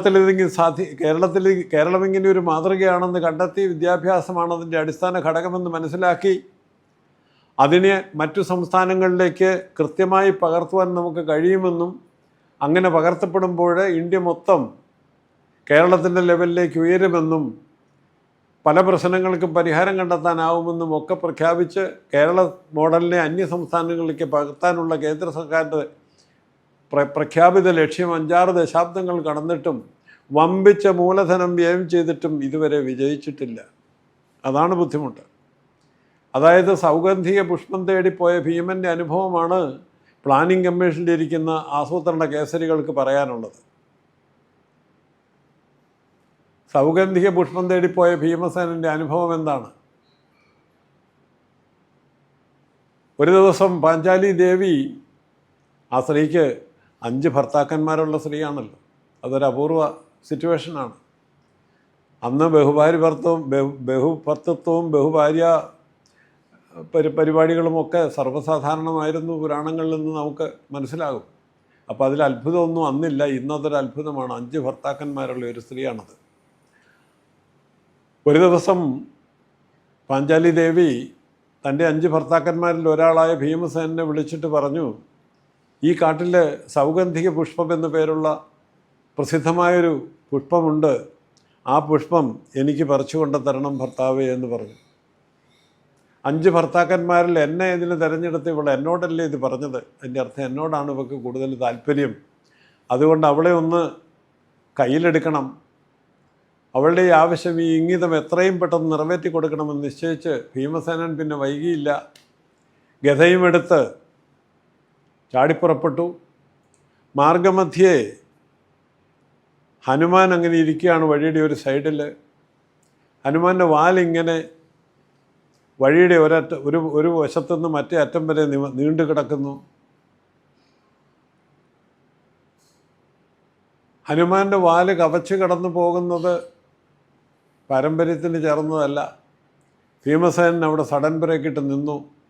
ഗദാധാരി അവിടെ നിന്നിട്ട് ചുമച്ചും തുപ്പിയൊക്കെ നോക്കി, അതും ഇതൊക്കെ ഒച്ച പുറപ്പെടുവിച്ചിട്ടും സൈഡിലിരിക്കുന്ന ആള് ശ്രദ്ധിക്കുന്നില്ല ഇയാളെ. അങ്ങനെ വന്നപ്പോൾ അല്പം ദേഷ്യം വന്നു. കാരണം ഭാര്യാബദ്ധത്തിൻ്റെ ഇംഗിതം എത്രയും പെട്ടെന്ന് നേടിക്കൊടുത്ത് അവളുടെ പ്രീതി പിടിച്ചു പറ്റാൻ വേണ്ടി ചാടി പുറപ്പെട്ടതാണ്.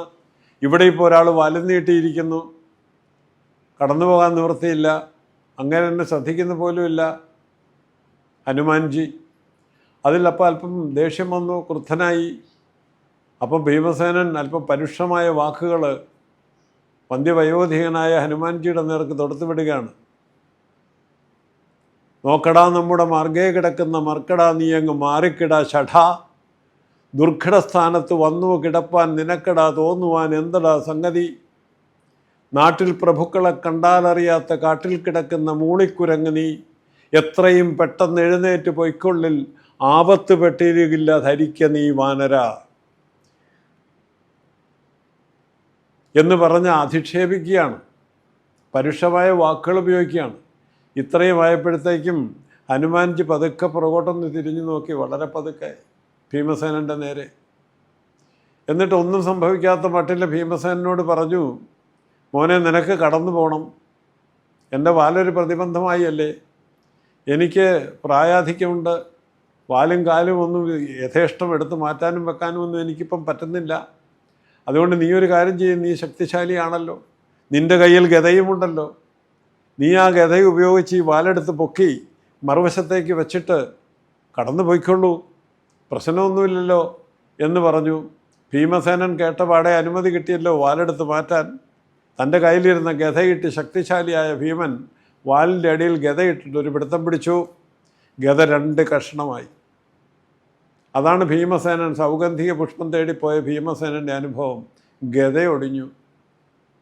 ഇവിടെ പ്ലാനിംഗ് കമ്മീഷൻ, ഡൽഹിയിലെ പ്ലാനിംഗ് കമ്മീഷനിലിരുന്ന് കേരള മാതൃകയെ അന്യസംസ്ഥാനങ്ങളിലേക്ക് പകർത്താൻ പദ്ധതികൾ തയ്യാറാക്കുന്നവർ 4-5 ദശകങ്ങൾ ഈ പണി നടത്തിയിട്ടും ആയിരക്കണക്കിന് കോടികൾ അത് വാരി വിതറിയിട്ടും ഈ പകർത്തൽ നടക്കുന്നില്ല.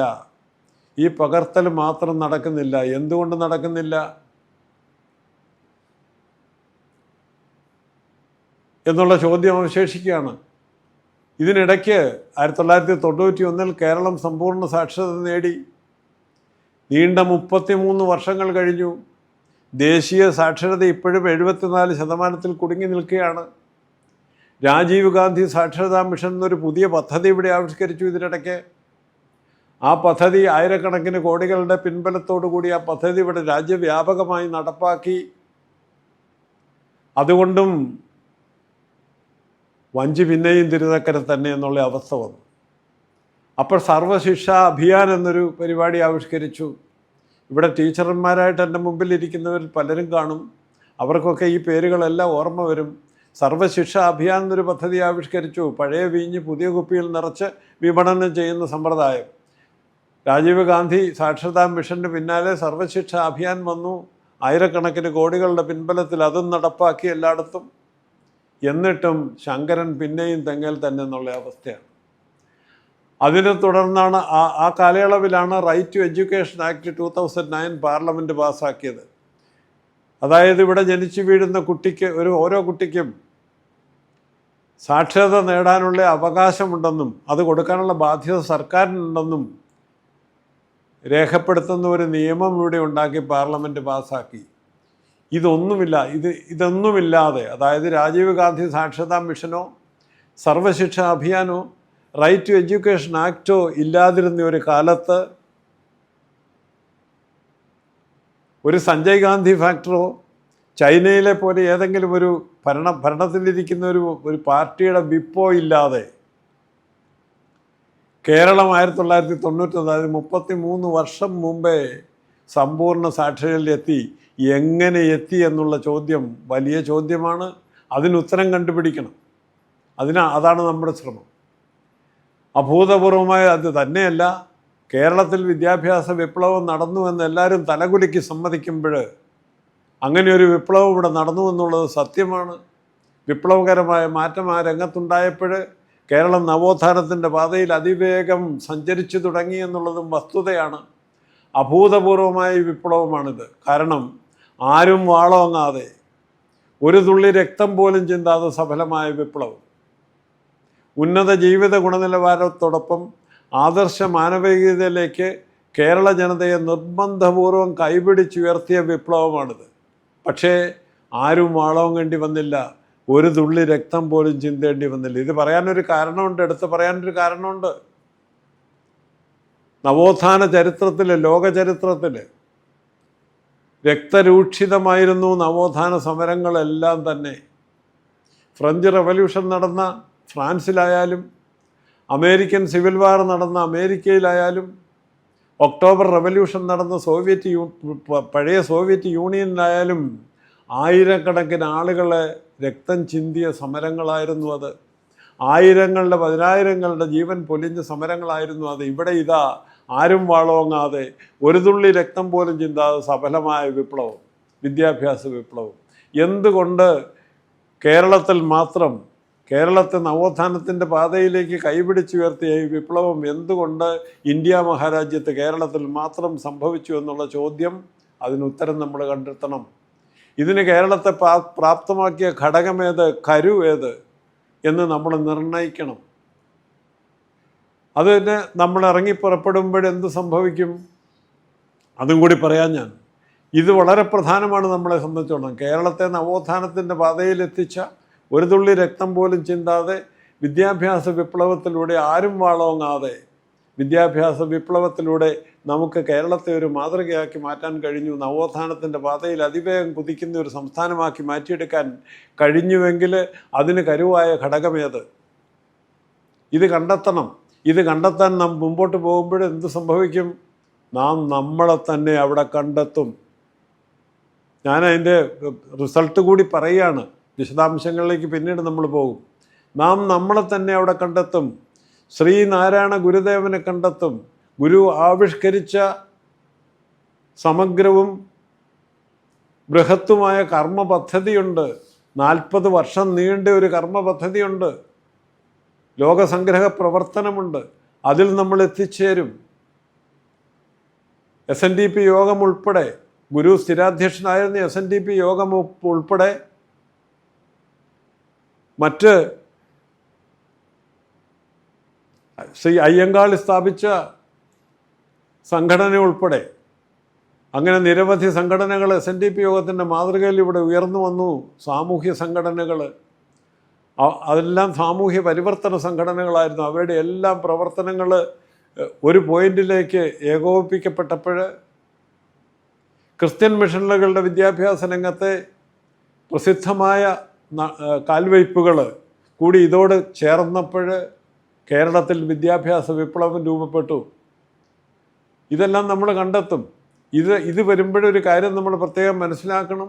ഇവിടെ രാജഭരണത്തിന് കാര്യമായി യാതൊരു പങ്കുമില്ല. ഇവിടുത്തെ രാഷ്ട്രീയ പാർട്ടികൾ ഇതിൽ ആ നിലയ്ക്കൊരു പങ്കൊന്നും ആദ്യഘട്ടത്തിൽ വഹിച്ചിട്ടില്ല. ഇതിന് കേരളത്തെ പ്രാപ്തമാക്കിയത് എന്തെന്ന് നമ്മൾ അന്വേഷിച്ച് പോകുമ്പോൾ ഞാൻ മുമ്പേ നേരത്തെ നിങ്ങളോട് പറഞ്ഞു, നിങ്ങൾ നിങ്ങളെ തന്നെ കണ്ടെത്തുന്ന ഒരവസ്ഥ വരുമെന്ന്. അതായത് ഇതിന് ഉത്തരം നമുക്ക് കണ്ടെത്തിയേ തീരൂ. എന്തുകൊണ്ട് കേരളം മാത്രം ഒരു വിദ്യാഭ്യാസ വിപ്ലവത്തിലൂടെ കടന്നുപോയി, മറ്റാർക്കും ഇതിന് കഴിഞ്ഞില്ല? ഇവിടെ ഇത് പറയുമ്പോൾ നമുക്ക് കുറേ ദുഃഖസത്യങ്ങളും കൂടെ അനുസ്മരിച്ചുകൊണ്ട് വേണം മുമ്പോട്ട് പോകാൻ. ഇത് അദ്വൈതത്തിൻ്റെ നാടാണ്, അദ്വൈത ആചാര്യൻ്റെ ജന്മഭൂമിയാണിത്. ഇവിടെ ശ്രുതി സ്മൃതിക്ക് വഴിമാറുന്ന ഒരു ദുഃഖകരമായ അവസ്ഥയുണ്ട്. ശ്രുതി നമ്മളോട് പറയും തത്വമസി, അയം ബ്രഹ്മ, പ്രജ്ഞാനം ബ്രഹ്മ, അയം ആത്മബ്രഹ്മ എന്നെല്ലാം നമ്മളോട് പറയും. നീയും ഞാനും ഒന്നാണ്, നമ്മൾ രണ്ടല്ല, രണ്ടില്ല, ഒന്നേ ഉള്ളൂ, ഒരേ സത്യത്തിൻ്റെ പ്രതിച്ഛായകളാണ് നമ്മളെല്ലാവരും എന്നിങ്ങനെ പറഞ്ഞ് ഏകത്വത്തിൻ്റെ മന്ത്രം നമ്മളോട് ശ്രുതിയുടെ രൂപത്തിൽ നിത്യസത്യങ്ങളായി എന്നും ഉപദേശിക്കുമ്പോൾ, നിരന്തരം ഉപദേശിച്ചുകൊണ്ട് അതേ സ്വരത്തിൽ അതേ ശ്വാസത്തിൽ നിങ്ങളോട് പറയും നമ്മൾ രണ്ടും ഒന്നാണ്, തത്വമസി, അയം ആത്മബ്രഹ്മ, പ്രജ്ഞാനം ബ്രഹ്മ. പക്ഷേ ഞാൻ സഞ്ചരിക്കുന്ന റോഡിൽ നീ സഞ്ചരിച്ചുകൂടാ, ഞാൻ എൻ്റെ കുട്ടികൾ പഠിക്കുന്ന സ്കൂളിൽ നിൻ്റെ കുട്ടികൾ വന്നുകൂടാ, ഞാൻ പൂജിക്കുന്ന ദൈവത്തെ നീ പൂജിക്കരുത്, ഞാൻ പോകുന്ന ക്ഷേത്രത്തിൽ നിന്നെ കണ്ടുകൂടാ. ഇങ്ങനെയുള്ള കാര്യങ്ങൾ പറഞ്ഞിട്ട് ഞാനും നീയും ഒന്നാണെന്നിങ്ങനെ ആവർത്തിച്ച് പറഞ്ഞുകൊണ്ട് അദ്വൈതത്തിൻ്റെ ശ്രുതി സത്യങ്ങളെ നമ്മളെ ഓർമ്മപ്പെടുത്തിക്കൊണ്ട് ശ്രുതിക്ക് ഘടകവിരുദ്ധമായ സ്മൃതികൾ നിർമ്മിച്ചുകൊണ്ട്, നിയമങ്ങൾ നിർമ്മിച്ചുകൊണ്ട്, അതിനെ കർക്കശമായി ഇവിടുത്തെ സവർണ ഭരണകൂടം നടപ്പാക്കിക്കൊണ്ട് വന്നപ്പോഴെന്ത് സംഭവിച്ചു? ശ്രുതി സ്മൃതിക്ക് വഴിമാറുന്ന ദയനീയ സ്ഥിതി ഇവിടെ സംജാതമായി. അതാണ് നമ്മുടെ ദുര്യോഗം. അപ്പോഴിവിടെ ഒരു നിയമം വന്നു, ശൂദ്രമക്ഷര സംയുക്തം ദൂരത പരിവർജയത്. ശ്രുതി സ്മൃതിക്ക് വഴിമാറിയപ്പോൾ ശ്രുതി നിത്യസത്യങ്ങളായ ശ്രുതികൾക്ക്, മാറ്റങ്ങൾക്ക് വിധേയമായ മനുഷ്യനിർമ്മിതമായ സ്മൃതികൾ അതിനെ ഓവർടേക്ക് ചെയ്തപ്പോൾ ശൂദ്രമക്ഷര സംയുക്തം അയമാത്മബ്രഹ്മ എന്നും തത്വമസി എന്നും നിങ്ങളോട് നിരന്തരം പറഞ്ഞുകൊണ്ട് നിങ്ങളോട് പറയുകയാണ്, ശൂദ്രമക്ഷര സംയുക്തം ദൂരത പരിവർജയത്. ശൂദ്രൻ ഏതെങ്കിലും തരത്തിൽ അക്ഷര സംയുക്തനായാൽ അവനെ ദൂരത്തെറിഞ്ഞു കളയണം. ശൂദ്രം അക്ഷര സംയുക്തം ദൂരത പരിവർജയത്, അതായിരുന്നു വിധി. ഇതിൻ്റെ പരിണതഫലം എന്താണെന്ന് നമുക്ക് വിശദാംശങ്ങളിലേക്ക് പോകാൻ സമയം അനുവദിക്കില്ല. അതുകൊണ്ട് ഞാൻ ചില ഗവൺമെൻറ് ഓർഡറുകളെയും മറ്റ് സങ്കേതങ്ങളെയും ആശ്രയിച്ച് ഈ കാര്യം നിങ്ങളെ ബോധ്യപ്പെടുത്താൻ ശ്രമിക്കുകയാണ്. ഇതിൻ്റെ ഫലമായി ഇത് മറ്റെങ്ങും പോകേണ്ട നമുക്ക് Travancore state manual 1906 state manual government രേഖ പറയുന്നു, as far as educational facilities are concerned the slave or lower caste were decidedly at a disadvantage. ഇവിടുത്തെ ലോവർ കാസ്റ്റ്, താഴ്ന്ന ജാതിക്കാരെ സ്ലേവ് എന്നാണ് സർക്കാരിൻ്റെ രേഖയിൽ രേഖപ്പെടുത്തിയിരിക്കുന്നത്. അടിമകൾ, സ്ലേവ്. അവർ വിദ്യാഭ്യാസത്തിൻ്റെ കാര്യത്തിൽ ഒരു പിന്നാക്കാവസ്ഥ അനുഭവിക്കാൻ ബാധ്യസ്ഥരായിത്തീർന്നവരാണ്. എന്തുകൊണ്ട്? On account of prejudices and exclusiveness of caste the government and private schools were shut against them. അവർക്ക് സ്കൂളിൽ പ്രവേശനം അനുവദിച്ചിരുന്നില്ല. While the religious scruples prevented their joining the mission schools too.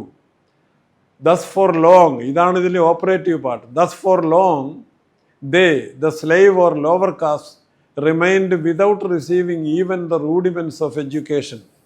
അതായത് ദീർഘകാലം ഇവിടുത്തെ അധസ്ഥിതരെന്ന് മുദ്രകുത്തപ്പെട്ടവർ വിദ്യാഭ്യാസത്തിൻ്റെ ഗന്ധം പോലും ഏൽക്കാതെ മാറ്റി നിർത്തപ്പെട്ടു എന്ന് ട്രാവൻകൂർ സ്റ്റേറ്റ് മാനുവൽ 1906 നിങ്ങളോട് തുറന്ന് പറയുകയാണ്. അപ്പം വിദ്യാഭ്യാസ രംഗത്തെ വിവേചനം എത്ര ശക്തമായിരുന്നുവെന്ന് ഇതിൽ നിന്ന് ഏത് പൊട്ടനും മനസ്സിലാകും. അതിന് വലിയ ബുദ്ധിയൊന്നും ആവശ്യമില്ല. അങ്ങനെ വിദ്യാഭ്യാസത്തിൻ്റെ ഗന്ധം പോലും ലഭിക്കാതെ ദീർഘകാലം കഴിഞ്ഞു ഇവിടുത്തെ അധസ്ഥിതരെന്ന് ഗവൺമെൻറ് എടുത്ത് പറയുകയാണ്. അപ്പം ഇതിൽ നിന്നെല്ലാം ഉരുത്തിരിയുന്നത് വിദ്യാഭ്യാസ രംഗത്ത് കേരളം കൈവരിച്ച അഭൂതപൂർവമായ പുരോഗതിയാണ് കേരളത്തെ നവോത്ഥാനത്തിൻ്റെ പാതയിൽ എത്തിച്ചതെന്ന് ആർക്കും തർക്കമില്ലെന്നാണ്. ഒരു തർക്കവുമില്ല. കേരളത്തിന് മാത്രം വിദ്യാഭ്യാസ രംഗത്ത് ഇത്ര നിർണായകമായൊരു കുതിച്ചുചാട്ടം എങ്ങനെ ഉണ്ടായി എന്നുള്ള ചോദ്യം അവശേഷിക്കുകയാണ്. കുതിച്ചുചാട്ടത്തിന് ആധാരമായ കാഞ്ചി അങ്ങനെയൊന്നുണ്ടെങ്കിൽ അതെന്താണ്, ഏതാണ്? ആസൂത്രണ വിദഗ്ധർ ഡൽഹിയിലെ പ്ലാനിംഗ് കമ്മീഷനിലിരിക്കുന്ന ആസൂത്രണ മടമ്പിമാർ അറച്ചു നിൽക്കുന്ന ഈ മേഖലയിലേക്ക് കൂടുതൽ വെളിച്ചം വീശുവാനുള്ള ഒരു സ്വതന്ത്രമായ അന്വേഷണമാണ് ഈ പ്രബന്ധം. ഇത് വരുമ്പോൾ പിന്നെ എങ്ങനെ കേരളം സാക്ഷരതാ വിപ്ലവത്തിലേക്ക് പോയി എന്നുള്ളതിനെ അതിൻ്റെ കാഞ്ചി ഏത്, അതിൻ്റെ ട്രിഗർ ഏത്, അതിന് കരുവായ ഘടകമേതെന്ന് തിട്ടപ്പെടുത്തിയാലേ നമുക്കിത് ഫലപ്രദമായി അന്യ സംസ്ഥാനങ്ങളിലേക്ക് പകർത്താൻ സാധിക്കൂ. അല്ലാതെ വെറുതെ കേരളം സാക്ഷരതയിൽ ഉന്നത നിലവാരം നേടി നമ്മളിത് ഈ കേരള മോഡലിനെ മറ്റു സംസ്ഥാനങ്ങളിലേക്ക് പകർത്തുമെന്ന് പറഞ്ഞ് നടന്നാൽ സൗഗന്ധിക പുഷ്പം തേടിപ്പോയ ഭീമസേനൻ്റെ അനുഭവമായിരിക്കും നമുക്ക് തുടർന്നും ഉണ്ടാകുക. അപ്പോൾ അതിന് വരുമ്പോൾ ഇത് രാജഭരണത്തിന് ഇതിലെന്തെല്ലാം എത്ര പങ്കുണ്ട് എന്നൊന്ന് പരിശോധിക്കേണ്ടത് ആവശ്യമുണ്ട്. കാരണം ദീർഘകാലം ഇവിടെ ഫ്യൂഡൽ വ്യവസ്ഥ നിലനിന്നു, രാജഭരണമായിരുന്നു നിലനിന്നത്. ഇന്ത്യ സ്വതന്ത്രയാകുന്നിടം വരെ കേരളത്തിൻ്റെ രാജഭരണമായിരുന്നു. ഇതിനെക്കുറിച്ച് നോക്കുമ്പോൾ ഇതേക്കുറിച്ചൊക്കെ വ്യക്തമായ പഠനങ്ങൾ നടത്തി തീരുമാനത്തിലെത്താൻ ബാധ്യസ്ഥതയുള്ള പ്ലാനിംഗ് കമ്മീഷനിലിരിക്കുന്ന വിദഗ്ധർ എത്തിച്ചേർന്ന ചില മണ്ഡലങ്ങളുണ്ട്. അത് നമ്മളെ അത്ഭുതപ്പെടുത്തുന്നതാണ്. അവർ പറയുന്നു, ചരിത്രപരമായി ട്രാവൻകൂറിലെയും കൊച്ചിയിലെയും രാജാക്കന്മാർ പൊതുവെ പ്രബുദ്ധമായ ആരോഗ്യ വിദ്യാഭ്യാസ നയങ്ങൾ പിന്തുടർന്നു എന്നത് സംസ്ഥാനത്തിൻ്റെ മാനവ വികാസത്തിൻ്റെ വളർച്ചയിൽ തന്ത്രപ്രധാനമായ വഴി തെളിച്ചു എന്ന് പറയുകയാണ്. എന്തോന്ന്? ചരിത്രപരമായി ട്രാവൻകൂറിലെയും കൊച്ചിയിലെയും രാജാക്കന്മാർ പൊതുവെ പ്രബുദ്ധമായ ആരോഗ്യ വിദ്യാഭ്യാസ നയങ്ങൾ പിന്തുടർന്നുകൊണ്ട് സംസ്ഥാനത്തിൻ്റെ മാനവ വികാസത്തിന് തന്ത്രപ്രധാനമായ വഴി തെളിച്ചു എന്ന് പറഞ്ഞാൽ രാജാക്കന്മാർക്ക് ഇതിലൊരു മുഖ്യ പങ്കുണ്ട് എന്ന് പ്ലാനിംഗ് കമ്മീഷനിലിരിക്കുന്ന വിദഗ്ധരായ മാടമ്പിമാർ പറഞ്ഞു വയ്ക്കുകയാണ്. ഇത് തന്നെ സെൻസസ് റിപ്പോർട്ടിലും വന്നു ചേർന്നു. പ്രബുദ്ധമായ രാജാക്കന്മാരുടെ ദീർഘവീക്ഷണമുള്ള വിദ്യാഭ്യാസ നയങ്ങൾക്ക് നേർക്കാണ് കേരളത്തിൻ്റെ ഈ ശ്രദ്ധേയമായ ഉയർത്തെഴുന്നേൽപ്പിൻ്റെ അടിസ്ഥാനം.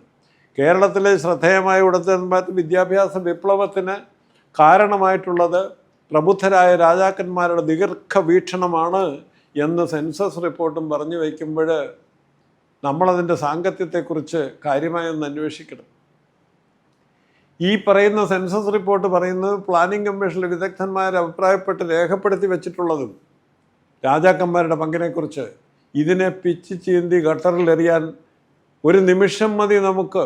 കാരണം ഇത് തികച്ചും അവാസ്തവമാണ്, സത്യസന്ധമല്ല. ഇത് പഠിച്ച ഈ വിഷയം എന്തുകൊണ്ട് കേരളത്തിൽ മാത്രം ഒരു സാക്ഷരതാ വിപ്ലവം രൂപപ്പെട്ടു എന്നുള്ള വിഷയം പഠിച്ച ധാരാളം ശാസ്ത്രജ്ഞരുടെ പേര് ഞാനിവിടെ എഴുതിയിട്ടുണ്ട്. അവരെല്ലാം പറഞ്ഞു വയ്ക്കുന്ന ഒരു കാര്യമുണ്ട്.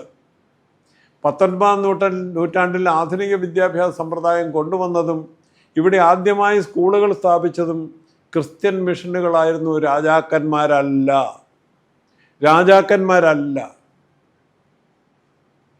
ജാതിക്കോട്ടകളെ മറികടന്ന് അവർണ സമൂഹത്തിൻ്റെ വിദ്യാഭ്യാസ ഉന്നതിക്കും അതുവഴി കേരളത്തിൻ്റെ ആകമാനമുള്ള വിദ്യാഭ്യാസ പുരോഗതിക്കും വഴിതെളിച്ചത് സാമൂഹ്യ സംഘടനകൾ, പ്രത്യേകിച്ചും SNDP യോഗവും സാധുജന പരിപാലന സംഘം ഉൾപ്പെടുന്ന സാമൂഹ്യ സംഘടനകളായിരുന്നുവെന്ന് ഈ ശാസ്ത്രജ്ഞന്മാർ അക്കമിട്ട് പറയുന്നു. ഈ രംഗത്ത് അക്കാലത്തെ രാജഭരണത്തിൻ്റെ പങ്ക് നിസ്സാരമോ ശൂന്യമോ ആയിരുന്നുവെന്ന് അവരർത്ഥശങ്കയ്ക്കിടയില്ലാത്ത വിധം പറഞ്ഞു വയ്ക്കുന്നുണ്ട് ഈ ശാസ്ത്രജ്ഞന്മാർ. അത് ശാസ്ത്രജ്ഞന്മാരുടെ പക്ഷം. ഞാൻ പ്രത്യേകം നടത്തിയ എല്ലാ അന്വേഷണങ്ങളും ചെന്നെത്തുന്നതും ഇതിൽ തന്നെയാണ്.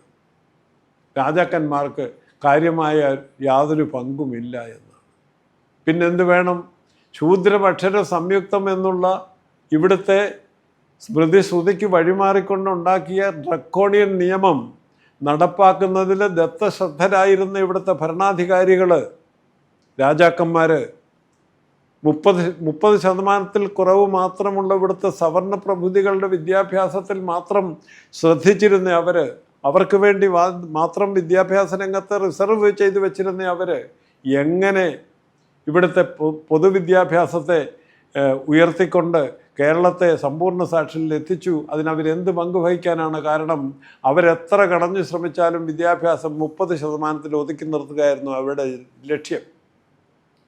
ശൂദ്രമക്ഷര സംയുക്തം എന്നുള്ള സ്മൃതി കൽപ്പനയെ ശിരസ വഹിച്ചുകൊണ്ട് മുന്നോട്ട് പോയി സകല കാര്യങ്ങളും അതനുസരിച്ച് മാത്രം ചെയ്തവരെങ്ങനെ വിദ്യാഭ്യാസ വിപ്ലവത്തിലേക്ക് കേരളത്തെ നയിക്കും? അടിസ്ഥാനമില്ലാത്ത ശുദ്ധ വങ്കത്തരമാണ് ഈ പറഞ്ഞു വയ്ക്കുന്നതെന്ന് ഇനി കൂടുതൽ തെളിവുകളുടെ ആവശ്യമൊന്നുമില്ല.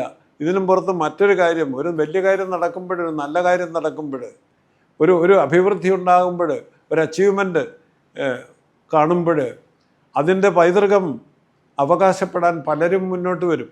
അങ്ങനെ മുന്നോട്ട് ഇവിടുത്തെ രാഷ്ട്രീയ പ്രസ്ഥാനങ്ങളെല്ലാം ഈ അവകാശവാദവുമായി പല സന്ദർഭങ്ങളിലും മുന്നോട്ട് വന്നിട്ടുണ്ട്. കേരള നവോത്ഥാനത്തിന് ഞങ്ങളാണ് ഉത്തരവാദികൾ എന്ന് ഓരോരുത്തരും അവകാശപ്പെടും.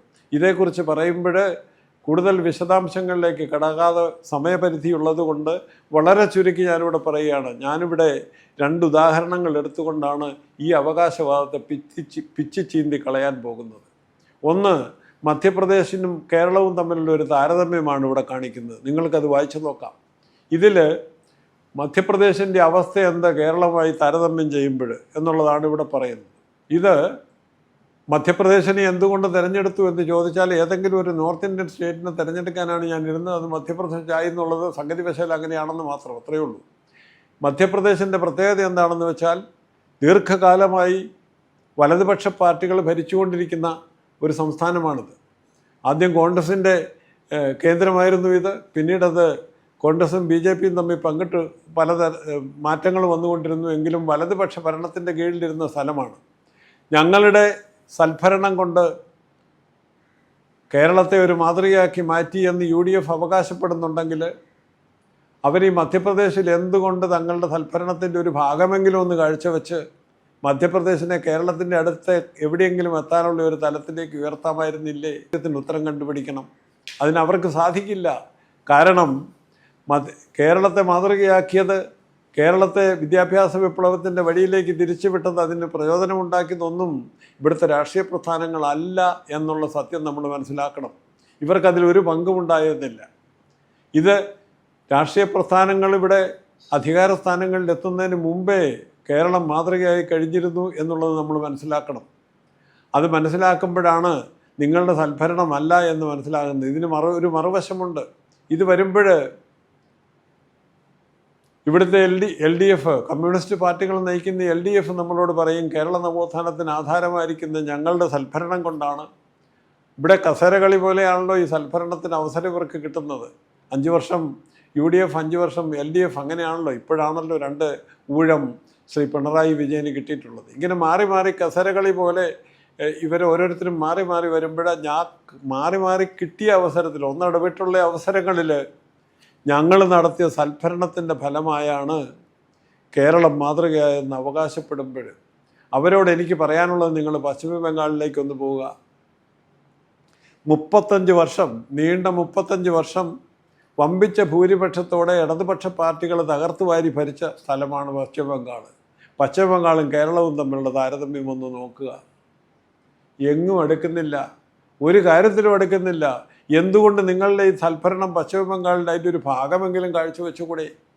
അതിനെന്തുകൊണ്ട് കഴിഞ്ഞില്ല? അതിൻ്റെ അർത്ഥം നിങ്ങളുടെ സൽഭരണമല്ല കേരളത്തെ മാതൃകയാക്കിയത് എന്നുള്ളതാണ്. അതിനെ, ആ ആർഗ്യുമെൻറ്റിനെ സീല് ചെയ്യാൻ പറ്റുന്ന ഒരു വിവരമാണ് ഞാനിവിടെ തരുന്നത്. സാക്ഷരത 1951 സാക്ഷരതാ നിലവാരം നിങ്ങൾ നോക്കുക. അതായത് 51 എന്തുകൊണ്ട് പറയുന്നു എന്ന് വെച്ചാൽ, കേരളം 51 ഇതിന് ശേഷമാണ് നമുക്കൊരു ഭരണഘടനയുണ്ടായതും ജനാധിപത്യ ഭരണ സമ്പ്രദായം നമ്മൾ സ്വീകരിച്ചതും. ആ ജനാധിപത്യ സമ്പ്രദായത്തിൻ്റെ കീഴിലാണ് ഇവിടെ തിരഞ്ഞെടുക്കപ്പെട്ട സർക്കാരുകൾ, LDF ആയാലും UDF ആയാലും കോൺഗ്രസ് ആയാലും കമ്മ്യൂണിസ്റ്റ് ആയാലും BJP ആയാലും ആരായാലും ഭരണധാരിത്വത്തിലെത്താനുള്ള അവസരം 51 ശേഷമേ ഇവിടെ തുറന്നു കിട്ടിയുള്ളൂ. അങ്ങനെ 51 ശേഷം ഇവർ ഭരിക്കാൻ വന്ന് അവർ ഭരിച്ചപ്പോൾ ഇവിടെ പലതും അവർ ചെയ്തു എന്ന് അവകാശപ്പെടാൻ കാരണം അവർക്ക് അപ്പം പലതും ചെയ്യാനുള്ള സാധ്യത അവരുടെ മുന്നിലുണ്ട്, അവസരം അവരുടെ മുന്നിലുണ്ട്. പക്ഷേ 51 മുമ്പ് ഇവിടുത്തെ രാഷ്ട്രീയ പ്രസ്ഥാനങ്ങൾക്ക് ഈ രാജ്യത്തെ നന്നാക്കാനും ചീത്തയാക്കാനുമുള്ള യാതൊരു അധികാരവും കൈവശമില്ലായിരുന്നു. ആ കാലയളവിൽ തന്നെ കേരളത്തിൻ്റെ സാക്ഷരതാ നിലവാരം നോക്കുക. ദേശീയ ശരാശരിയുടെ 3 ഇരട്ടിയാണ് കേരളത്തിൻ്റെ സാക്ഷരത. 1951 രാഷ്ട്രീയ പാർട്ടികൾ സക്രിയമാകുന്നതിന് മുമ്പ് തന്നെ കേരളം സാക്ഷരതയിൽ ഉന്നത സ്ഥാനത്ത് എത്തിയിരുന്നു എന്നുള്ളതിന് എന്താണ് ഇനി തെളിവ് വേണ്ടത്? അപ്പോൾ ഇത് വെച്ച് നോക്കുമ്പോൾ കേരളം ഇന്ത്യയുടെ ശരാശരിയേക്കാളും എത്ര പൊങ്ങി നിൽക്കുന്നു എന്ന് നോക്കാം. 3 ഇരട്ടി. ഇതിനർത്ഥം രാഷ്ട്രീയ പാർട്ടികൾ ആരും സക്രിയമാകുന്നതിന് മുമ്പ് തന്നെ കേരളം ഉന്നത നിലവാരം, വിദ്യാഭ്യാസ വിപ്ലവത്തിൻ്റെ പാതയിൽ ഏറെ ദൂരം മുന്നോട്ട് പോയി കഴിഞ്ഞിരുന്നു. ഏതാണ്ട് 47% അന്ന് കേരളത്തിലെ സാക്ഷരത 51. ഇതെങ്ങനെ നേടിയെന്ന് നോക്കുമ്പോൾ ഇത് രാജാക്കന്മാരുമല്ല, രാഷ്ട്രീയ പ്രസ്ഥാനങ്ങളുമല്ല ഇതിൻ്റെ പിന്നിൽ മറ്റെന്തോ ഉണ്ട്. അത് 51 മുമ്പ് സംഭവിച്ചതാണെന്ന് വളരെ വ്യക്തമല്ലേ? വ്യക്തമാണ്, വളരെ ക്ലിയറാണ്. അതിൻ്റെ അർത്ഥം ഇവിടെ രാഷ്ട്രീയ പാർട്ടികളുടെ പ്രസ്ഥാനങ്ങളുടെ പങ്കല്ല, രാജാക്കന്മാരുടെ പങ്കല്ല, മറ്റെന്തോ ഒരു ഘടകമാണ് ഇവിടെ പ്രവർത്തിച്ചിട്ടുള്ളത്. അത് ഏതാണെന്ന് നമുക്ക് കണ്ടെത്തണം. ഒന്നിലധികമോ ഘടകങ്ങൾ. പ്രിയമുള്ളവരെ, കേരളത്തെ ഒരു മാതൃകയാക്കി ഉയർത്തിയത് നവോത്ഥാനത്തിൻ്റെ പാതയിലേക്ക് നയിച്ചത് ഇവിടെ രൂപപ്പെട്ട വിദ്യാഭ്യാസ വിപ്ലവം മൂലമാണെന്ന് ഇന്ന് സംശയാതീതമായി അംഗീകരിച്ചിരിക്കുകയാണ്. ഒരു സംശയം വേണ്ട. വിശാലമായി ഇന്ത്യ മഹാരാജ്യത്ത് എന്തുകൊണ്ട് കൊച്ചു കേരളത്തിൽ മാത്രം ഒരു വിദ്യാഭ്യാസ വിപ്ലവം രൂപപ്പെട്ടു എന്നുള്ളത് ഒരു ചിന്താവിഷയം തന്നെയാണ്. അതൊരു സങ്കീർണ വിഷയമാണ്. വിദ്യാഭ്യാസ വിപ്ലവത്തിന് കരുവായതായി കരുതുന്ന, അവകാശപ്പെടുന്ന ഘടകങ്ങളെ ഒന്നൊന്നായി എടുത്ത് വിശദമായി തുറന്ന മനസ്സോടെ പരിശോധിച്ചാൽ മാത്രമേ കാര്യം വെളിവാകൂ. അതിന് പലരും ഒരുക്കമല്ല. നിർണായകമായ അത് ഒരുക്കമല്ലെന്ന് പറഞ്ഞാൽ അവിടെ പലയിടത്തും ജാതി ചിന്തയുടെ അതിപ്രസരം നമുക്ക് കണ്ടെത്താൻ പറ്റും. അതുകൊണ്ടാണ് അവരാരും ഒരുക്കമല്ലാത്തത്. അന്വേഷണമായി മുന്നോട്ട് പോയാൽ അവർ ചെന്നെത്താവുന്ന ഒരു തലമേതെന്ന് അവർക്കിപ്പം മനസ്സിലാക്കാൻ കഴിയുന്നുണ്ട്. ആ തലത്തെക്കുറിച്ച് സംസാരിക്കാനോ അതിനെ അംഗീകരിക്കാനോ അവർക്ക് മനസ്സില്ലാത്തത് കൊണ്ട് ജാതിയുടെ അതിപ്രസരം അവരെ ആ നിലയിൽ നിയന്ത്രിക്കുന്നത് കൊണ്ട് അവരതിന് തയ്യാറാകുന്നില്ല എന്നുള്ള വസ്തുത നാം മനസ്സിലാക്കണം. പിന്നെ ഇത്തരം നിർണായകമായ ഉപലബ്ധികൾ സംഭവിക്കുമ്പോൾ അതിൻ്റെ പൈതൃകം അവകാശപ്പെട്ട് പല ശക്തികളും മുന്നിലെത്തും. അത് സർവ്വസാധാരണമാണ്, മനുഷ്യ സ്വഭാവവുമാണ്. ഇവിടെ കേരളത്തിലെ വിദ്യാഭ്യാസ വിപ്ലവത്തിൻ്റെയും നവോത്ഥാനത്തിൻ്റെയും ക്രെഡിറ്റ് എടുക്കുവാൻ പലരും മുന്നിലുണ്ട്. അത്തരക്കാർക്ക് സത്യം വെളിപ്പെടണമെന്നൊരാഗ്രഹവുമില്ല.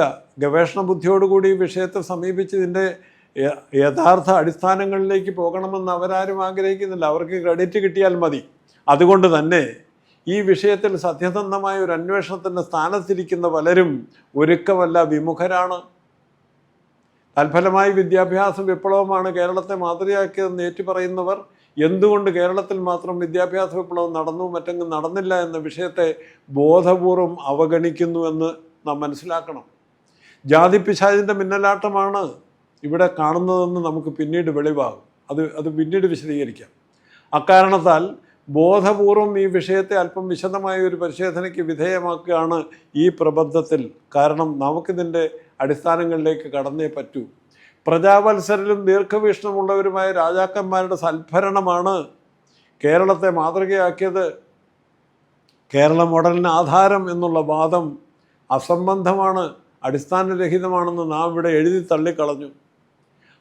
വലതുപക്ഷ ഭരണം പൊടിപൊടിച്ച മധ്യപ്രദേശിൻ്റെയും ഇടതുപക്ഷ ഭരണം തകർത്തുവാരിയ വെസ്റ്റ് ബംഗാളിൻ്റെയും ഉദാഹരണങ്ങൾ എടുത്തുകൊണ്ടും 51 മുമ്പേ കേരളത്തിൻ്റെ സാക്ഷരതാ നില മുൻനിരട്ടിയായിരുന്നുവെന്ന സത്യം വെളിപ്പെടുത്തിക്കൊണ്ടും ഇവിടുത്തെ രാഷ്ട്രീയ പ്രസ്ഥാനങ്ങൾ വഹിച്ചതായി അവകാശപ്പെടുന്ന പങ്കിനെയും നാം എഴുതി തള്ളിക്കളഞ്ഞു. പിന്നെ എന്തായിരുന്നു ഇതിന് ആധാരം എന്ന ചോദ്യം നാം 3-ാം ഭാഗത്തിൽ വിശദമായി പരിഗണിക്കുന്നതാണ്. ഇത് പറയുമ്പോൾ ഇവിടുത്തെ രാഷ്ട്രീയ പ്രസ്ഥാനങ്ങൾ കേരള നവോത്ഥാനത്തിൽ ഒരു പങ്കും വഹിച്ചില്ലെന്നല്ല, ഇതിന് ആധാരമായിരിക്കുന്ന കരു അവരല്ലെന്നേ പറഞ്ഞുള്ളൂ. അധികാരത്തിലെത്തിയതിന് ശേഷം 1951 ശേഷം ഇവിടെ അധികാരത്തിലെത്തിയ രാഷ്ട്രീയ പ്രസ്ഥാനങ്ങൾ, അത് LDF ആയാലും UDF ആയാലും, വിദ്യാഭ്യാസ ഉന്നതിക്ക് പൊതുജന സമ്മർദ്ദം വർദ്ധിച്ചു വന്നപ്പോൾ അതിനെ കണക്കിലെടുത്ത് കൂടുതൽ മുതൽ വകയിരുത്തിക്കൊണ്ട്, ബഡ്ജറ്റ് വകയിരുത്തിക്കൊണ്ട് ഇവിടെ കൂടുതൽ അടിസ്ഥാന സൗകര്യങ്ങൾ വികസിപ്പിക്കുന്നതിൽ ശ്രദ്ധിച്ചു എന്നുള്ള സത്യം നാം മനസ്സിലാക്കണം. അങ്ങനെയാണ് കേരള നവോത്ഥാനം 91 കേരളം വിദ്യാഭ്യാസ വിപ്ലവത്തിൽ 100% വിദ്യാഭ്യാസം ഉന്നതി നേടിയ ഒരു സംസ്ഥാനം എന്നുള്ള പേരിൽ സർട്ടിഫിക്കറ്റ് കിട്ടിയത്. അതിൽ അവർക്കൊരു പങ്കുണ്ട്. പക്ഷേ ആ പങ്ക് അവർ വഹിച്ച പങ്കെന്ന് പറയുന്നത് 1951 ശേഷമായിരുന്നു. വിദ്യാഭ്യാസ വിപ്ലവത്തിന് അടിസ്ഥാനപരമായി ആധാരമായിരിക്കുന്നത് ഇവിടുത്തെ രാജാക്കന്മാരോ രാഷ്ട്രീയ പ്രസ്ഥാനങ്ങളോ അല്ല, പിന്നെ ആരാണെന്നുള്ളതിലേക്ക് നമുക്ക് 3-ാം ഭാഗത്തിൽ വിശദമായി പരിഗണിക്കുന്നതാണ്. എന്നെ ഇതുവരെ ശ്രദ്ധിച്ച് കേട്ടിരുന്ന എല്ലാവർക്കും നന്ദി, നമസ്കാരം.